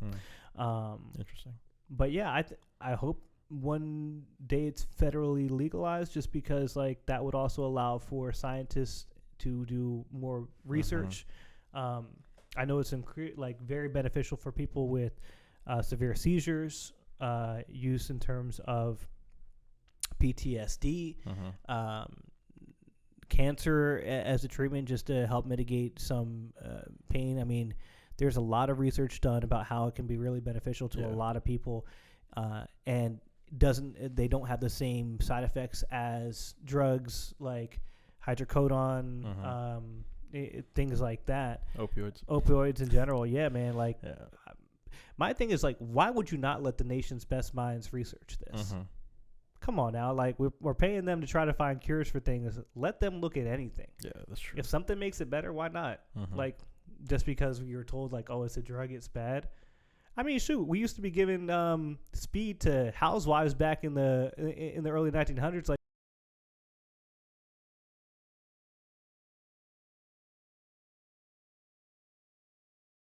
Put it on cocaine. You researched that, found out it didn't work, but let's try to make life better for everybody. That's true. 100%. Yeah, and then also with that, probably releasing people that are in jail for having cannabis distribution or something like that. Yeah, no, definitely releasing people who were jailed for minor possession. Now, don't get me wrong. If you got a whole entire cartel under you, and you were moving weight in, through 5 different states and things like that, I got a hard time saying pardon that. Yeah. But petty offenses, you got caught with less than an ounce on you or something like that. Yeah, man, pardon that. Yeah. But usually with the larger stuff, it's that wasn't the only illegal thing you were doing, man. You, you probably had some illegal weapons charges. You probably have some bodies to your name. I can forgive the drug stuff, but everything else you did. The one thing I struggle with is when it comes to distribution of heroin. Yeah, okay. Small amounts, yeah, but man, it's tough for me because I've never been in a position where drug dealing was the way to provide for my family, and I don't know what it's like. And thank goodness I don't, of being given a decision hey, you can provide for your family, and you can give that financial stability that we all look for, but it has to come with dealing drugs. I've never had to make that decision, but it's tough to see, and we've done so many stories on it, the effects that heroin can have on communities, crack cocaine, just ripping families apart. It's tough. I know a good amount of veterans too, who had opioid addictions and turned to street drugs because they could no longer get them, or it's easier access for them. Yeah. I mean, that stuff has ripped families apart. So it's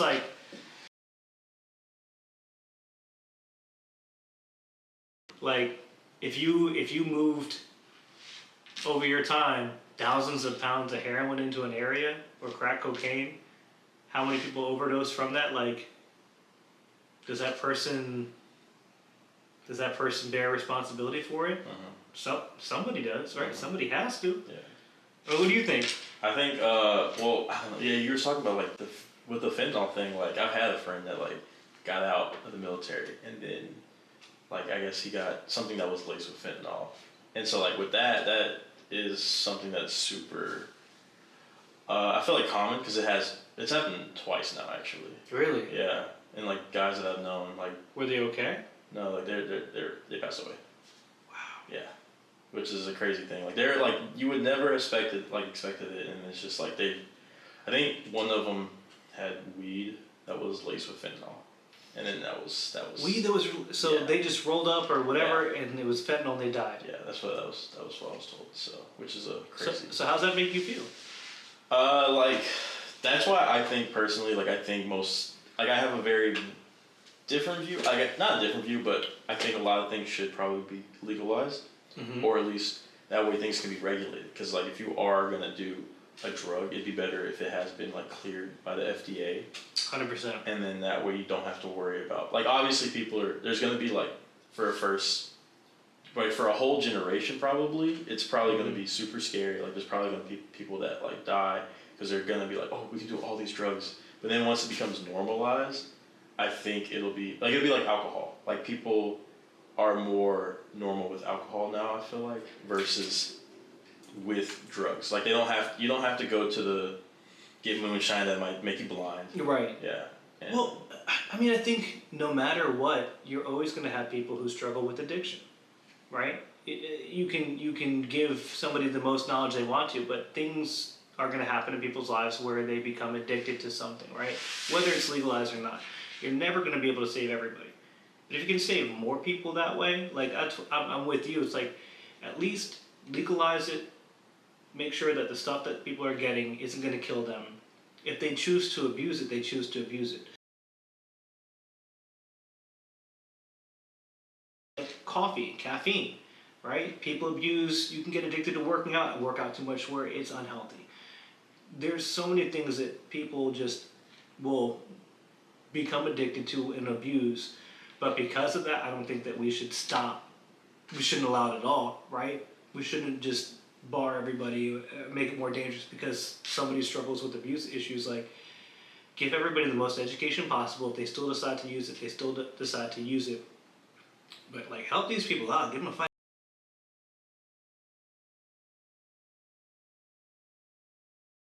That I wouldn't want them to use, but if they did, I'd want them to at least get it from some place where they knew it wasn't fentanyl laced, and I would lose them for life. Off of what? Because we don't want to legalize something and tax it and make more money off of it? Or it's because of the stigma, right? Yeah. Like, oh, it's drugs.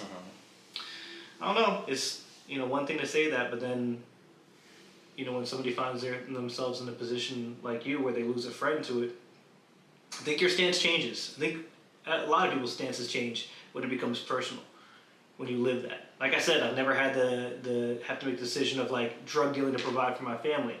I say that as somebody who has never been put in that decision, that I wouldn't make the decision to drug deal, but how do I know? A lot of things change when it's your life, your loved one, your future. All right, we're going to pause. Well, yeah, welcome back. We just cut out because my camera was being weird. Everybody, just sit on that. That's like the only time I talk to the camera, honestly. But, yeah, so I guess we'll jump back into the media world? Yeah. We went on a little tangent, I'm not going to lie. We went on a little tangent. We went on a journey. We went out west. Yeah. So, this is something that's pretty exciting. Okay.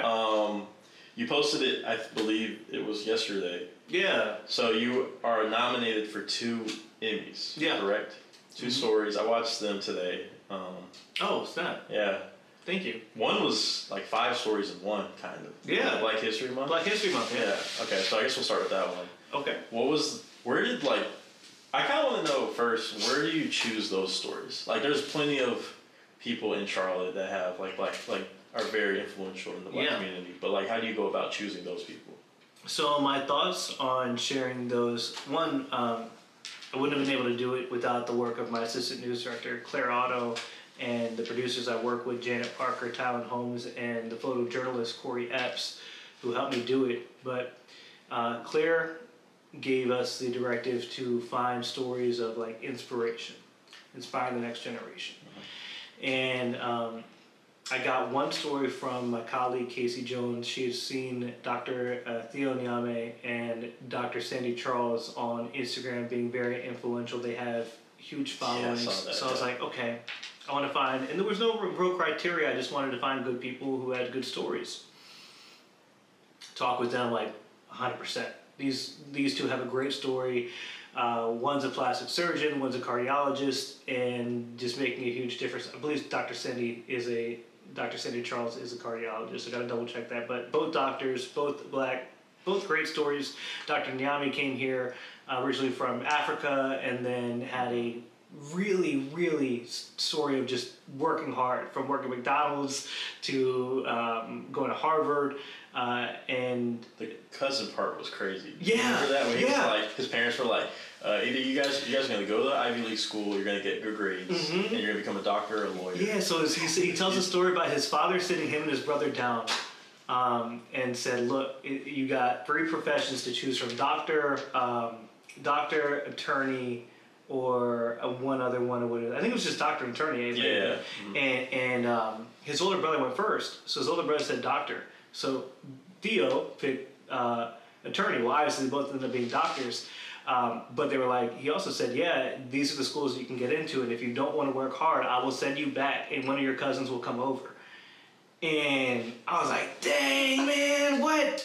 Like, could you? And he tells the stories like, man, I came from not having like running water and all this to a land where there was all that stuff, and you're telling me like this could all get taken back from me? You're gonna send me back? Oh, nah, like, I'm going to grind my tail off. Like, and so he had that work ethic. And then Dr. Charles on the other end, from a grandmother who struggled with health problems, a mom who was a nurse. I mean, she just, again, studied her tail off and wanted better for herself and wanted to help people out. So, and then they teach their kids, and they're just amazing. They remind me, Bill Cosby ruined everything for us, but like almost like a modern day Huxtable. It's like, they're just a definition of black excellence and so empowering. And so I love the fact that they became part of the story. From them, I also interviewed Kyle, who's a chef at Community Matters Cafe.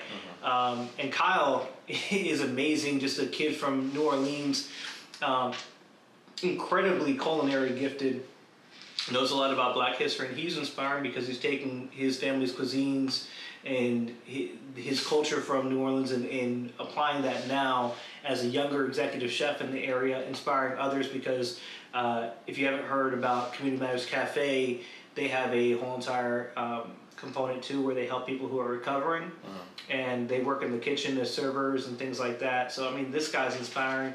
Had Dr. Jamaica Anderson, Black Girls Film Camp. She's inspiring the next generation of black filmmakers. Malcolm Graham, city councilman who lost his sister in the Charleston church shooting. And he's trying to inspire the next generation of political leaders there. So I found them all through a mixture of just looking for stories, looking for people who I thought were impactful, and went about it that way. Oh, and I can't forget Billy Harris, a tattoo artist. My man Billy. And he's a North Carolina story, kind of like yours. His family never left. They're originally from outside of Wilkesboro. He can originally trace his family all the way back to a British general who bought land in Wilkesboro area and settled on it. So like his family has been there for generations.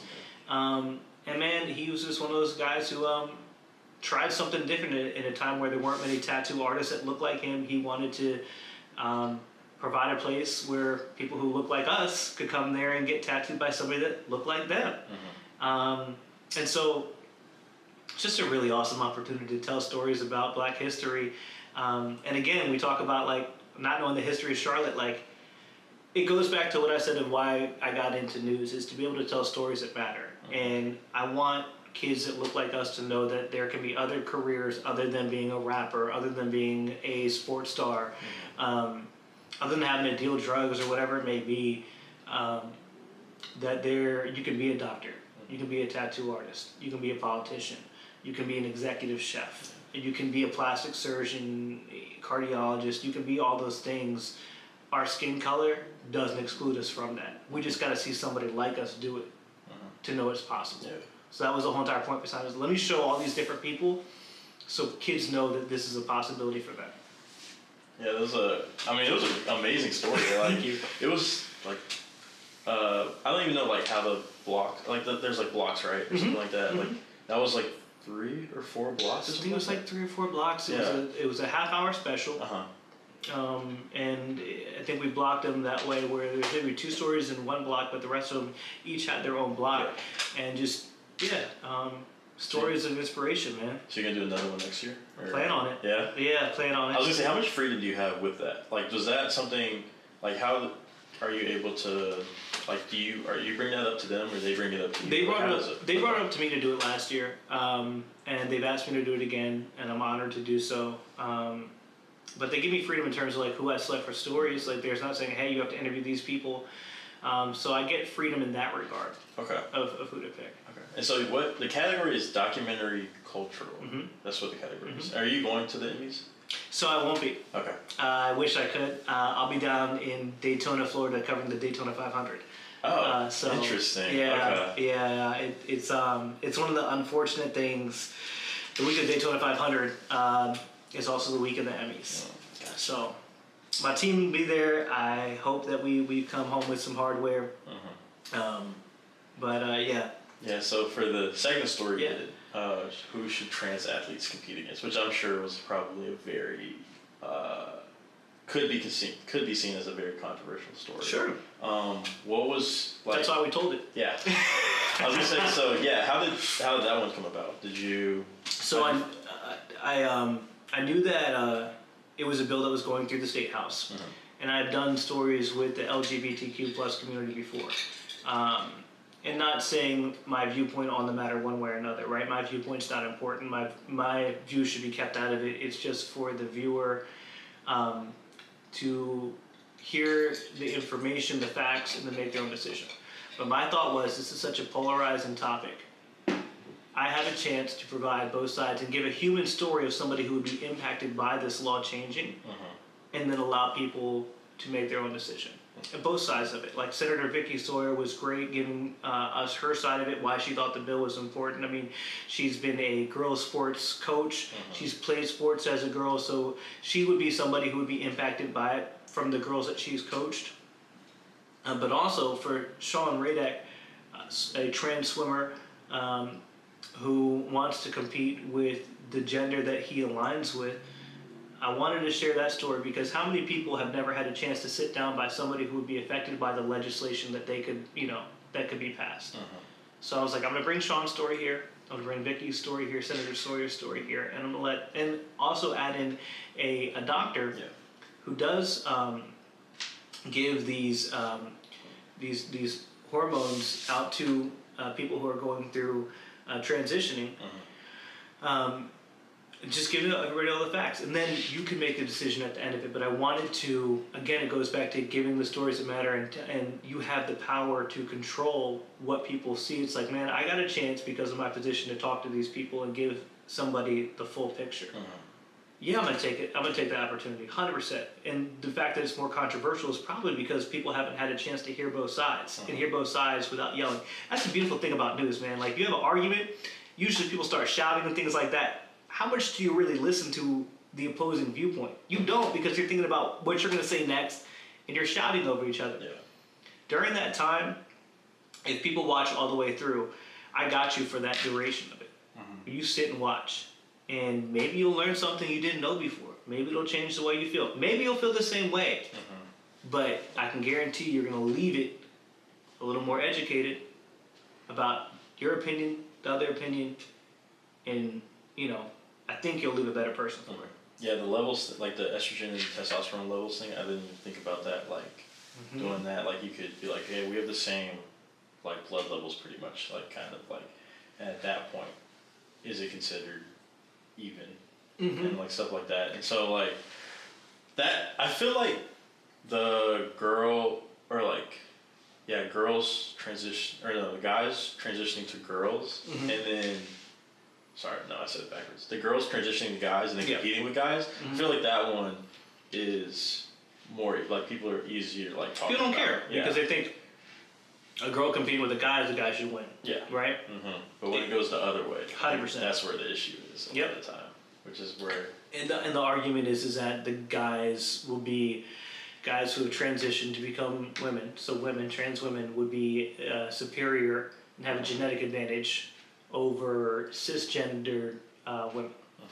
And according to this physician assistant, Wesley, who's done this for years now, he said at the 2-year mark, they're comparable, where there should be no advantage.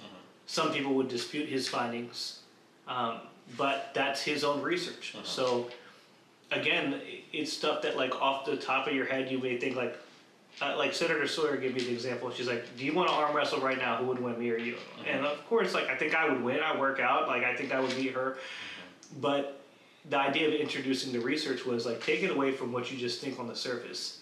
I want you to take a deeper look at this issue and then make a decision. And so that's what the main point was for having the research component. And we almost didn't get a physician to speak on it, and I'm so glad that Wesley did, because it allowed us to add what was a really key point of that story was what does the science tell us about it? What was the reason? Like, you guys just couldn't find one? People don't want to speak about controversial issues, man. True. I'm putting your face out there, your first, last name, where you work. And also, let's keep a buck. We're in North Carolina. To find people that are willing to do that type of stuff down here, and even though we are a blue state in terms of our governor, politics don't necessarily align with that. And in fact, that law passed in North Carolina against trans athletes. So it was at a collegiate level, or was it high school level? It was a high school level. Okay. Interesting. Yeah. So it's hard to find people who are willing to talk on the topic, and also who are doing that gender affirming here. Yeah, that's what, like, I understand, like, the levels things make sense. I think, I always wonder, like, where does, like, at what point is the cutoff? Like, if you've been, like, a male, you've had testosterone up to 25, and then you transition to a female, and you maybe have the same levels, but maybe not the muscle mass. The muscle mass you might have, because you've developed it over all those years. I always wonder about that. So like, they say it goes down. If that should, like, take into effect, too. They say it goes down. Really? Because of the muscle mass should go down, and I'm not a scientist, I'm not a doctor, but from my understanding of it, because they've been receiving estrogen for so long, that it weakens the density of your bones, and also I think it makes it harder to work out, endurance, other things like that. So like your muscle mass would go the same way that, like, if you were on supplements like creatine and whey protein and you changed up your supplements, that would affect your muscle mass over time. So, and again, like, no medical professional, but what the physician assistant Wesley said, which I thought was really poignant, was he doesn't recommend people compete within that, like, 2-year period. Or that year period, I think it's a year or 2 years, while they're doing this hormone therapy, because he said the advantage would still be there. So I think after that 2-year time, things like muscle mass, bone density, things like that would be comparable to somebody that's cisgender. But I mean, it's another thing where I think there should be more research done. Trans people have been around for a long time. They're not going anywhere, and the issue of whether or not where they should compete is one that's not going to go away. We talked about it with, like, drugs and legalizing that, so more things can be researched. I think people should be able to research this. That way we have conclusive evidence as to, is there an advantage or not. There's nothing wrong with more research, and I don't know why people are so against it. Like, well, I feel like there's also, like, people that do research just want to do research. They don't want to do anything else, which is, like, a lot of the time I feel like there's, especially, like, professors and things like that, like, whose main job is to do research. They just want to do that, and they do not want to be in the public sphere. Some don't want to be politicized. Some are not doing it in the name of politics. It's like, I'm just doing research because that's my job, as you said, a researcher. Like, I want to just find the answer. But I mean, everything's political nowadays. Just about. That's true. Yeah, just about the whole. I was watching clips because, like, you know how TikTok and Instagram Reels, everything, and just throw everything at you. And I was watching, like, I don't even know what it's called, the primary. The Republican primary. I think one of the I was gonna say, you guys probably do cover it, but, like, there was one of the guys just bullying everyone low key. Like I was watching. You're maybe talking about Vivek Ramaswamy Yeah. saying things like Nikki Haley couldn't pick out a certain place in Russia on a map. Yeah, man. Yeah. That's a political theater that we have now. Mm-hmm. I would say that's Vivek's strategy is very reminiscent to that of Donald Trump, who had a lot of success doing that when he went on his run in 2016. It's just to make fun of your opponent. Mm-hmm. People are looking for clips, and we're in that world now, right? Where we have the attention spans of goldfish. So you got to get something on TikTok. You got to catch my attention real quick. Mm-hmm. And so bullying your opponent, making fun of them, like telling Chrissy just to leave why don't you just get out of here? Like telling Nikki Haley, like, oh, you can't pick a thing up. That's something that TikTok will pick up on. It's clippable. And more now our candidates are trying to speak in clips. Yeah. Do you think it's more our attention span is going down, or do you think we're just better at ignoring things that aren't interesting? Ooh, I like the glass half full approach. No, our attention spans are crap, 100%. And I'll tell you why. When's the last time? Like, obviously, we haven't looked at our phones or anything like that, mm-hmm. right? But I'm talking about when's the last time when you watch TV? Do you ever pull out your phone and check your phone? Your phone doesn't have to ring or anything like that, but do you ever pull out your phone and just check it? Check Twitter? Check Instagram? Yeah. You're watching TV, mm-hmm. right? Mm-hmm. That's supposed to get your attention. Why are you taking something else and looking at something? Your phone didn't ring. Why do you do that? Mm-hmm. I think when it comes to that stuff, for me personally, mm-hmm. it's because I'm uninterested in what's happening on TV. And it might not necessarily be a short attention span. Really? Yeah. So it's not... So we become more selective with what grabs our attention. Yeah, it's like, this isn't entertaining. I'm gonna go. So do you watch stupid videos on TikTok? I guess somewhat. Yeah. I'm more of the only reason I have TikTok right now is to post clips from this. And that's the only time I get on there. I'll obviously get caught in the For You page for a minute or two, but I'll try to get out of that. And so I usually don't have TikTok downloaded on my phone. Okay. I usually don't have Instagram downloaded on my phone unless I need it to look up something, or if someone sends me a meme or a message or something in text, and I get sent a link. Mm-hmm. So I try to stay off of all of those. Social media I feel is awful. Mm-hmm. I think there's a lot of good things, but I think there's more bad things with social media for the most part. I think I like your approach, man, of saying we become more selective. Maybe some people are like that. I think other people, their attention spans are just short, man. Mm-hmm. Because I know I get caught in the For You page and I'm looking at some dumb stuff. Sometimes I'm looking at something really great, mm-hmm. but sometimes I'm watching a video of just cats messing around, dude. I'm like, this is hilarious. Yeah. Next thing I've been watching cat videos for 5 minutes. That can't be the most attention grabbing. Mm-hmm. Or maybe it is. Yeah. Maybe that's just that's what grabs my attention. But I feel like my attention span's crap, and I remember oh wait, what was I doing? What was I doing 5 minutes ago? Mm-hmm. Before I went down this TikTok rabbit hole and watched these cat videos. Oh, that's right. I was supposed to do the dishes, mm-hmm. or something like that. Yeah, I don't know. I think for some parts it probably is attention span, but it's also I don't think it helps that everybody confirm. It's confirmation bias. Everybody's our attention spans are worse. It's that's why I got a bad grade on my test. Oh, it's just it's not my fault. It's my generation's fault. Ooh. No, you didn't get a good grade in test because you're stupid and you didn't study. You're not stupid. I always say because you didn't study. Yeah.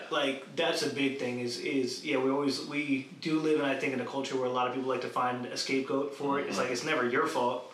We live in a participation trophy culture. Mm-hmm. I don't subscribe to that. I don't think you should get if you fail a test. Mm-hmm. There shouldn't also be a star on the test saying thanks for taking the test. You're still a winner. Mm-hmm. No, you got a D. Yeah. You failed. Mm-hmm. You need to study. You need to work hard. 100%. I don't know. I think we grow more and more people look for a lazy way out. Mm-hmm. But that could just be a symptom of me getting old, dude. I feel you just start sounding like your parents, you kids don't know hard work. Y'all lazy. Back in my day, we had to walk uphill both ways, mm-hmm. carrying 5-pound pails of water. 5 feet of snow. 5 feet of snow. Y'all don't know nothing about no hard work. But I do think, we're lazier. And especially, our generations are big time on that. Mm-hmm. We'd much rather stay at home and do things that don't challenge ourselves than do the uncomfortable. Yeah. even when it comes to like, you know, the whole entire idea of like having our thoughts reinforced and things like that, even when it comes to tough issues like politics, legalization of drugs, things like that, people shy away from the uncomfortable. And it's much more comfortable not to have conversations about things that are tough like that, or hear opposing viewpoints, or actually just do the work. Yeah, no, I don't know. Social media is one of those things, because there's like a book that I listened to. Oh my God, I'm gonna forget the name. But like, have you seen?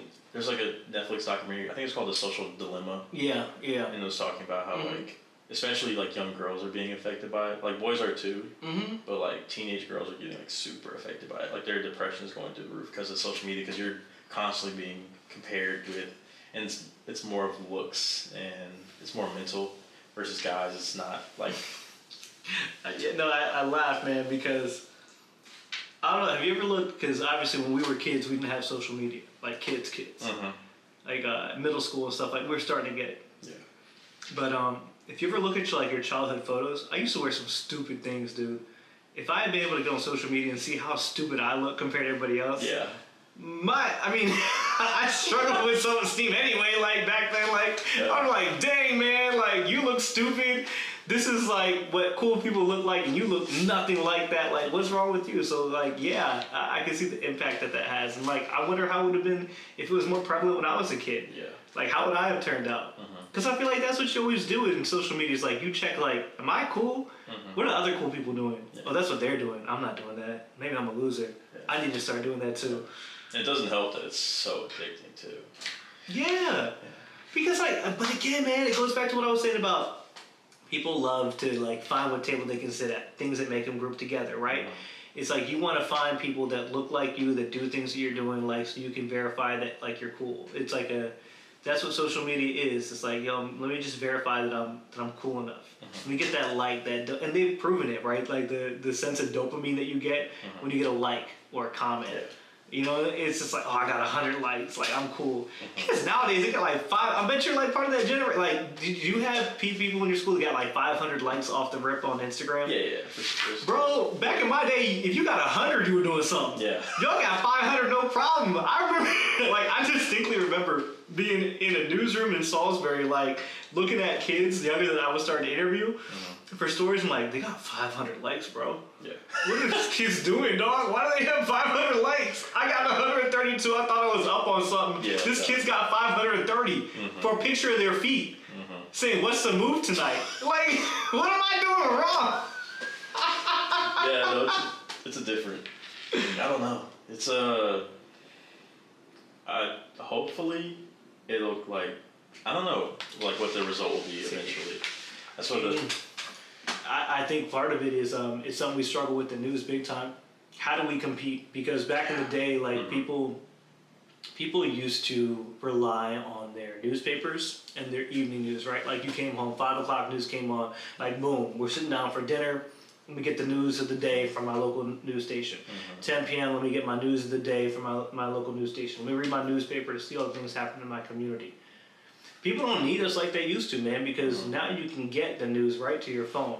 Yeah. And you might not get the most honest news, but you're going to get something that you like to hear. That's true. And that feels a lot better than hearing what you don't want to hear. So why would they listen to us? Why would you listen to both sides if you don't have to? Especially because especially like news on X or Twitter, X, like it's so, like it's not, like obviously you guys have to go through vetting and you have to make sure it's actually accurate versus Twitter is just like, boom, like this happened. And it's like, it might not be accurate, but the news got to you way faster than like... 100%. Yeah. And like, here's the thing, my my X profile isn't going to be as exciting as somebody else's. So you're not going to see my tweet, my post pop up. You might find some crazy extremist person, but because they have a big following or whatever, because they have 500 likes for the picture of their shoes saying like, what's the move tonight? That message is going to get to you quicker, and that's going to be your first time reading the news of the day. Is from that person who's not verified, they're not a journalist, they just have a phone in their hands, and they got a good following. That's what we're competing against. And then somebody's going to tell me, I went to school for this. Yeah. I vetted my sources. Tell me that I'm wrong because so-and-so you saw it on X, and you're going to tell me fake news? Off of what? Yeah. Off of what? Like, the audacity of people on social media, because like fake news is so prevalent on there, and that's what we're fighting. Is we're fighting a credibility thing. That's what I was gonna say. How do you feel like the credibility of news stations? People don't trust us, man. Yeah. People don't trust any like. Have you seen it decline like as you've been in like Yeah. when you started? Like, Yeah, man. I've seen it. I have been called fake news. I've been told that I'm a liar. I've been called names. I've been called racial slurs. But as far as credibility, man, when you touch a controversial issue, again, like the trans athletes thing, I'm not picking a side. I'm just giving you what people say are the facts are. Again, I'm not, a physician assistant. I'm not saying this is my findings. Yeah. I'm saying a person who was schooled for this, does this for their life. This is what they say. And so it's like, fake news. I'm like, bro, how's it fake news? I'm telling you what the person's saying. You can go to them and they're going to tell you the exact same thing. That's verified. But yeah, people don't trust us because it's so much easier just to say, nah, I don't believe that. I don't believe that. It's like when you're a kid and your parent tells you something and you're like, but why? But why? But why? It's like, I'm telling you, it's like, but why? I don't believe it. Yeah, I think it doesn't help that like the two, from what I understand, the two biggest are Fox News and CNN are like constantly. They both have a lean. Yeah, they both have a lean, and so you just like every news station is like has a lean. You're like, okay, no, there's no way they could be. Do you trust news? I'm not gonna. Yeah, I don't trust news. Dang, so you think I'm a liar? No, I think this was different up until this year. Okay. Once I got more into, I don't even know, local news. Yeah. What do you call it? It's Local called news, yeah. Local news I do trust. Okay. Everything else. You saved yourself. Good. Yeah. Everything else like.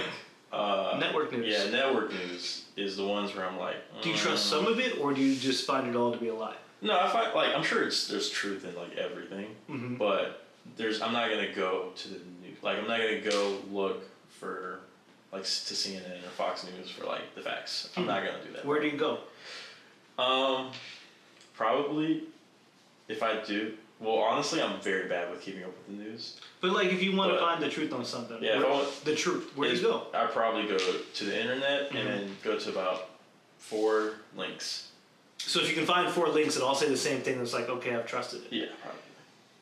That's honestly probably the best way to go nowadays. I'm not even lying to you. Yeah. That's what we do. It goes back, and that's what frustrates me so much about people getting their news nowadays. When you were writing a story or an essay back in high school, in college, right? They would say verify. Where are your sources? Yeah. And then not just your sources. Is this a trusted source? Like, is this Wikipedia? Right, is this Wikipedia? If I pull up this site, does it have like 16 different things? Is my pop-up blocker going crazy? Like, is it a trusted source? We lost that somewhere, man. Yeah. Like, we believe anything. Anything. And part of it is the fault of I think, networks in terms of introducing their bias. We have a huge problem with getting people to trust us. And I get why. Yeah. I get why. Yeah, I was gonna say there's probably is networks that like are pretty neutral, and I'm pretty sure I've seen like a rating that like you see like on the right, you see on the left. There are graphs that cover like newspapers and networks and like who's down the middle, who's liberal leaning, who's conservative leaning. Yeah. Yeah, I was gonna say it seems like the big ones are pretty. They're not to the far right, to the far left. They're just not in the center where like you would think they should be. Yeah. Which is an interesting thing. But I think people also have to understand too, some of these shows are personality shows. Like when you're talking about a news show, there are news shows and then there are name shows. Like when you have a name show, like Tucker Carlson was on Fox. That's Tucker Carlson's show. Sean Hannity's show. Yeah. Don Lemon used to do a seat at Don Lemon's show, right? So you're not tuning in for the news. You're tuning in for Don Lemon telling you what he thinks of the news. You're tuning in for Tucker Carlson what he thinks of the news. People forget that because they see it's a news channel. It's like, oh, this has to be all facts. Well, it's how this person feels. I was gonna say, do you know the strategy behind? Like, what is the strategy? Is it to get them? You're getting more viewers probably during that, and you're like, okay, the news is after this. Maybe they'll stay on. It's like, I always wonder what's the goal with that. Like, why would you have these personalities? Like, I'm sure, like, they're in the news, but they're also, like, they could misconstrue. Well, they're not supposed to. Yeah. And that's what you saw with the Fox News lawsuit that eventually got settled, is that you're not supposed to stretch the news. You're not supposed to stretch the truth. With that being said, why do you get these people who give their personal opinions? The same idea, why you follow certain TikTok guys and stuff like that, because like you tune in for the personalities. Like you're a news personality, so you tune in to get that person's news personality. It's a marketing play, and they're really good. There's some really good journalists who you want to tune in to get their thoughts on it. Like I love Lester Holt. Lester Holt, NBC, I tune in and like, man, I want to hear what Lester's thinking. Lester doesn't give me his opinion. I just like the way he delivers the news, and I think that's how it started. I like the way that person delivers the news. I hope that people will get back down, to the middle, but it's hard. Yeah. It's hard. And also, you have to think about this, man. I think at their core, most journalists want to deliver the news unbiased. I really do believe that. I think the other part of it is that they have to make money. These networks have to make money. Sure. And so you look at Fox News, and what came out with a lot of the stuff again in this lawsuit was they were trying to pander to their audience and what would make sure that their audience would stay with them instead of going to a more conservative channel like Newsmax. They have to pander to their audience, man. It's a money-making thing. It's cable news. You have to pay fees to be on air. You have to make money. So I think that's the tough part. The network's battle is the goal is of remaining unbiased and delivering the truth. How do you feel like the future of news will go? Like, do you think it's obviously cable is, especially with my generation, almost no one is using cable. Like, I think we got to meet people where they consume it. I think it needs to go more onto X, onto Instagram, onto TikTok. The question is, how do you get people to follow you, and are people still interested in it? Yeah. I think we have a problem. People aren't interested in the news, period. Yeah. Until it impacts them.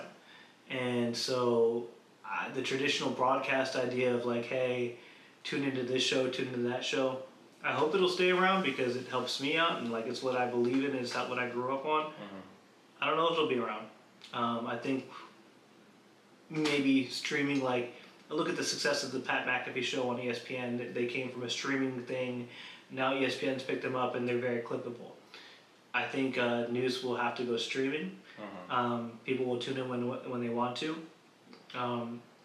But I don't think people want 24/7 hours of news, 24/7 news anymore. I don't think so. Yeah, it's a interesting thing.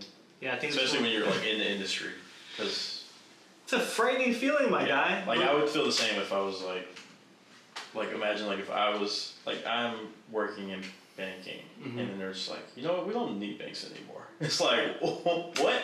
I mean, like I think for a while there was a lot of people who were worried about that with the rise in cryptocurrency. Yeah, that's true. It's just like, yo, are we going to be around anymore? People, is a dollar going to be a thing, or are we eventually going to get to a world where everything's traded in cryptocurrency? Obviously, that didn't work out. Yeah. Like, if you still got a, like, what is it, 8 or whatever? Yeah. Dogecoin? Like, Dogecoin. Yeah, no. Whoa! Do you remember that? We were all gripped for a minute on that. Yeah, it was. Oh God. But there's also COVID. I think there was a lot of things during COVID. COVID made us crazy. Yeah, COVID made everybody crazy. Dog. So. Yeah. We lived through that, man. Yeah, everybody was becoming a real estate agent. Everybody was selling crypto. Everybody was in baking bread, whatever. Forex. Everybody became a financial advisor. Yeah. Like, oh, you know what you're doing with your money? Like, dog, what are you talking about? 2 weeks ago, bro, I watched you pick lint out of your belly button. Now you know everything about, like, cryptocurrency. Get out of here. But, yeah, everybody became an expert. But, no, the dollar thing I do worry about because in 1930s, they went off of the gold standard. And that's why we can just print money like we do, which is... Eventually, it has to, like, inflation has to stop somewhere. Like, we can't be buying a Coca-Cola for $1 million. Like, we can't be like, oh, this Coca-Cola is $1,000. Like, it's just going to get obsolete at some point. I think it'll come down because, I mean, you still have to weigh it against salaries and things like that. Like, how much money are we making? How much money are we spending things on? So, I think that the economy, just based off of what we heard, we're nearing a turning point. I think it's going to get rough. At least projections for next year do not look good. Yeah. But I think by 25, 26, hopefully we're rounding the corner. Yeah, man. I mean, you got to think about it. 2020, pandemic, 2021. Like I would say 21, when things got out of the pandemic, people started feeling good. Like, oh man, I can see my friends again. Like I can go outside. Like, you know, I have to wear a mask, but at least it's better than being locked up in my house. 22, things are getting better. People are still working from home and like finding a success, but some businesses are like, all right, well, why don't we try the hybrid model, right? People are still happy-go-lucky. I don't know about your 2023. And given my 2023 was pretty good. I got engaged, and I had a good year by all accounts. But like businesses-wise, economy-wise, 23 is like, man, the pandemic's now in the rearview mirror. Now we're back to looking at like people aren't as happy again. They're used to it. Like the pandemic feels so long ago that people are back to dealing with the real world and realizing, in my opinion, how ugly some of the things in the real world are. Yeah. Real world struggles. All that stimmy money is long gone. And like now you got debt. Yeah. What you gonna do? Yeah, and then the housing prices are ridiculous. Because everybody had money to spend outside the pandemic. That's true. Like we took so much away from people for so long, and understandably so, right? Depending on how you feel about the policies, but we forced people to save. A lot of people to save. You couldn't go out to the bars all night. You could go to the liquor store, but you couldn't go out and spend $600 at the sporting event. All those things that you normally spend money on, you had to save. So people came out, if they played it right out of the pandemic, with a lot of money. I'm gonna go buy a car. I'm gonna go buy a house, right? Yeah. Well, when that money dried up, what happened? I can't afford that house. I can't afford that car. Now we're dealing with that. And since so many people spent so much money, that helped inflation shoot up. People had a lot more money to spend. It was like, well, you can afford it. Let me raise the price a little bit. You're like, no problem. I got that stimmy check. Yeah. Plus the student loan repayments were on pause. On pause. Yeah. Exactly. Exactly. You don't have to cut that check to Uncle Sam every month. What you gonna spend it on, right? I know a lot of people that upgraded their life in 2 years. Was that sustainable? We'll find out. Yeah. We'll find out. But I think a lot of things are going to change. Yeah, the one thing I worry about is because I'm sure like with the housing crisis, it was, I don't know like how well like people are like to know too much about it. Like everybody knows like the bank's messed up and then obviously, but like do you know about mortgage-backed securities? And so like basically it's like, I watched The Big Short. That's like, you did watch The Big Short? Yeah, that's like my extent of it. Okay. So they explain it in there, but it's also very confusing because it's just so much information, especially in a movie. You're like, I'm just trying to chill, and it's like, no, we're going to teach you all the finance. But yeah, so like pretty much they put, from what I understand is they put like everybody took out mortgages, and they're like, these mortgages are bad. Like let's say I have a 500, you have a 400 credit score, and we both took out a mortgage for a house that's $500,000, and we only make like $50,000 a year. Like, oh, you'll be fine. You'll make the payments. Blah blah blah. Just take out 2 mortgages and then put them for the same house. So they were doing that, but then so like let's say we had 4 mortgages total, and then the bank was like, oh, these mortgages are crap. Okay, oh, Joe over there has he's like an 800 credit score, $500,000 house. Let's put him with these mortgages. Now we have 5. One of them's good, the other terrible. But we can say that they're good because one of them is good. Because Joe says it. Because Joe brings it up and makes it seem, since it's technically a good one, then like the bundle is good. So we can sell this to a bank and say, hey, these are all good loans. And they're like, okay, yeah, we'll buy But these. they're weighted down by those 4 they're by the 4 ones that probably we're not going to make our mortgage payments. And so when we don't make ours, then they get screwed, and then Joe gets screwed. Whoa. Because he gets a higher rate because... Well, no, it's just because we didn't So what happens to Joe's mortgage? So Joe's mortgage is like that's when like Lehman Brothers, they had like the mortgage, like they have all the loans, and we're paying this one bank, but this bank owns our loans, which is a very confusing thing. If that makes sense. So like we're paying this bank, but they sold our loans to this bank. So technically, we're just paying this bank, and they've already gotten rid of everything. So when we don't pay this bank gets screwed. So with like Lehman Brothers, which is like the big bank that had to shut down, like this largest bank closure like of all time or something like that, they were getting screwed. But also all the banks were doing it to each other. Like Bank of America was doing it to them, and then they were doing it to Wachovia. Wachovia was doing it to whoever else. And it was just like they were all just never-ending cycle. Yeah, never-ending cycle. And everybody knew the game was going to fail. Yeah, well, that's the thing. No one knew. Everybody was like, the saying was like, who doesn't pay their mortgage? Right. Yeah, and the saying right now is, they do this exact same thing with student loans, and they say, who doesn't pay their student loans? So my worry is, but the only thing is you can't claim bankruptcy on student loans. Right. But if you don't pay them, who's gonna pay them? That's what my worry is, and I feel like that might be where the next recession Uncle Sam comes from. Uncle Sam's gonna pay for it. Yeah, the bailouts. Yeah. Like how they did in 2008, which is like. But you're bailing out individual borrowers, right? Mm-hmm. But you're not bailing out banks. Well, yeah, but that's also. Yeah, I guess you are in turn bailing out banks too for predatory practices along the way. I think that's the biggest. Don't cancel me for this, but I mean, like, I think the student loan game is like one of the biggest predatory practices out there. Oh yeah, 100%. I mean, like, it's crazy to me that you can take out a loan. For example, okay, so you obviously joined the Marines at what, 18? Mm-hmm. Okay. You signed a contract for how long? 4 years. 4 years. At the end of those 4 years, you can decide to do whatever you want to, right? And you're going to probably leave some good benefits if you did everything correctly, right? At 18, you can also sign on to get a student loan. Yeah. It's a lot more than 4 years on a student loan. That contract could be for the rest of your adult life, paying something back.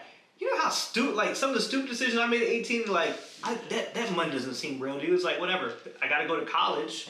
I got to pay for college somehow. Yeah. And some bank's like, don't worry about it. Look, sign right here. We're going to take care of it. And then when you're rich making money, because when you're 18, you think, I'm going to graduate college, I'm going to get a job, I'm going to be rich. You can pay it back, no problem. We're not going to tell you about this interest rate. We're not going to tell you about your monthlies. Like, don't worry about that. That's for later. That's for 22-year-old you. 18-year-old you want to go to college. You want to go have fun. You want to go get your degree. You're like, yeah? Here, sign this paper. We can make it all happen. Yeah. That's criminal. That's criminal. It's a weird system. I mean, you do learn a lot in college, but it's also like everything I learned, I could have easily shrunk down. But how much are you paying for college, Justin? I'm not paying anything. Exactly. But because you gave service to your country. That's true, yeah. Right? Like, there's some people here who are getting degrees and things that will never be able to give them a good life and also pay back their student loans. Yeah. Like, we need art teachers. We need people to study art history. But a 4-year degree in art history, is that going to help you pay back $120, $300 or some dollars? Like, if you go to a private university, like New York University, right? You get a degree in art from there. I don't know what their tuition is, but I imagine it's something like $80, $90 a semester. Yeah. So that's $180 in a year. What is it? Was that $360 in 2?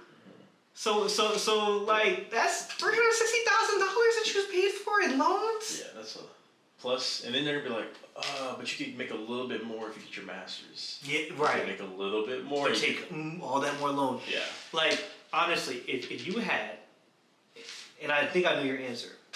If you had, let's say tuition. Actually, you got it right there. What is a 4-year at NYU? Go for it. At NYU. Yeah, go give me a 4-year NYU. Give me private. I believe NYU is a private university. What's a 4-year tuition run at NYU? Let's see. NYU. Any private. Let's just pick. Dang. You just made a stank face. I don't know if this is per year or. It says 87,000. I don't know if that's per year or that's. What's a big private university? Tuition is $53,000 a year. Okay, yeah. But So they're public. Are they public? What, NYU? Yeah. No, they're private. They're private. So Yeah. 50,000. That seems low. No, that's sorry. That was just tuition. 80,000 after you pay for everything else. 80,000 a year. After you pay for I think that's room and still board. So 80,000 a year. Yeah, that's still. That still seems low, right? It's a lot. So it's 80,000 a year. So that's 160,000 for 2 years. So for a 4-year degree, that's 320, right? If you had $320,000 and you had an 18-year-old come up to you, would you count that 18-year-old is going to pay you back $320,000? What person in their right mind would give an 18-year-old $320,000? A 17-year-old, really? You wouldn't. Yeah. You wouldn't do that. But these people do it all the time. I know. And they're like, well, that's the thing is because you can't bankrupt. You can't claim bankruptcy on that. Bro. Clears out everything but your student loans, which is a lot. Why does college cost so much? It's ridiculous. It's because it's required for just about everything. But I also wonder, like, will college degrees eventually, like, lose their value? I think so. Yeah, that's the thing, because it's like more internet education. You could just learn things way quicker. The only thing you're missing out on, like, the experience, and you're missing out on maybe the networking, but you can always just network within. Yeah. Your city, whatever city you're in. Yeah, you miss the parties and things like that, but you don't go into a lifetime of debt or a student loan debt. You don't incur that. I mean, you can go to a coding boot camp, you know, get a coding certificate and be fine. Yeah. IT, something like that. There's a lot more options now than a traditional 4-year degree. It's something that newscasters that we're facing trouble in because we're convincing kids to go get a 4-year degree in journalism to come get a TV job that pays them $30K. Yeah. In their first market. Wait a minute. Yeah. I got like all this debt. You're gonna pay me $30K, but we're like, trust me, it's worth it. We need storytellers. Man, forget the stories, dog. I'm trying to eat. What you mean? I went from eating ramen in college to eating ramen in my first market. And I mean, that was something I faced, man. You don't make any money. My fiance faced it. Like, we don't make any money to start with. And it goes back to something you said. Are there people who get into it for the wrong reasons? 100% there are. Because, man, you have to have, if you have a good bank account behind you, financial backing from your parents, you're not worried about money, yeah, why not work on TV? Because you don't have to worry about making good money. That's true. But then those same people, keep in mind, how adherent are they going to be into good storytelling? How much are they going to care about the truth? Yeah. You know? Yeah. Like, you want, it's the same thing with a lot of professions. Like, we want people to tell us the truth, but then pay people some good money. I think that's the same thing with, like, cops. Y'all want good cops, pay cops good money. Y'all want good teachers, pay teachers good money. Yeah, that's the, oh my gosh. Yeah, the whole teacher crisis, that is interesting. Like, I have a friend who, in a day, 2 days, he applied 2 interviews back to back, same day, got hired.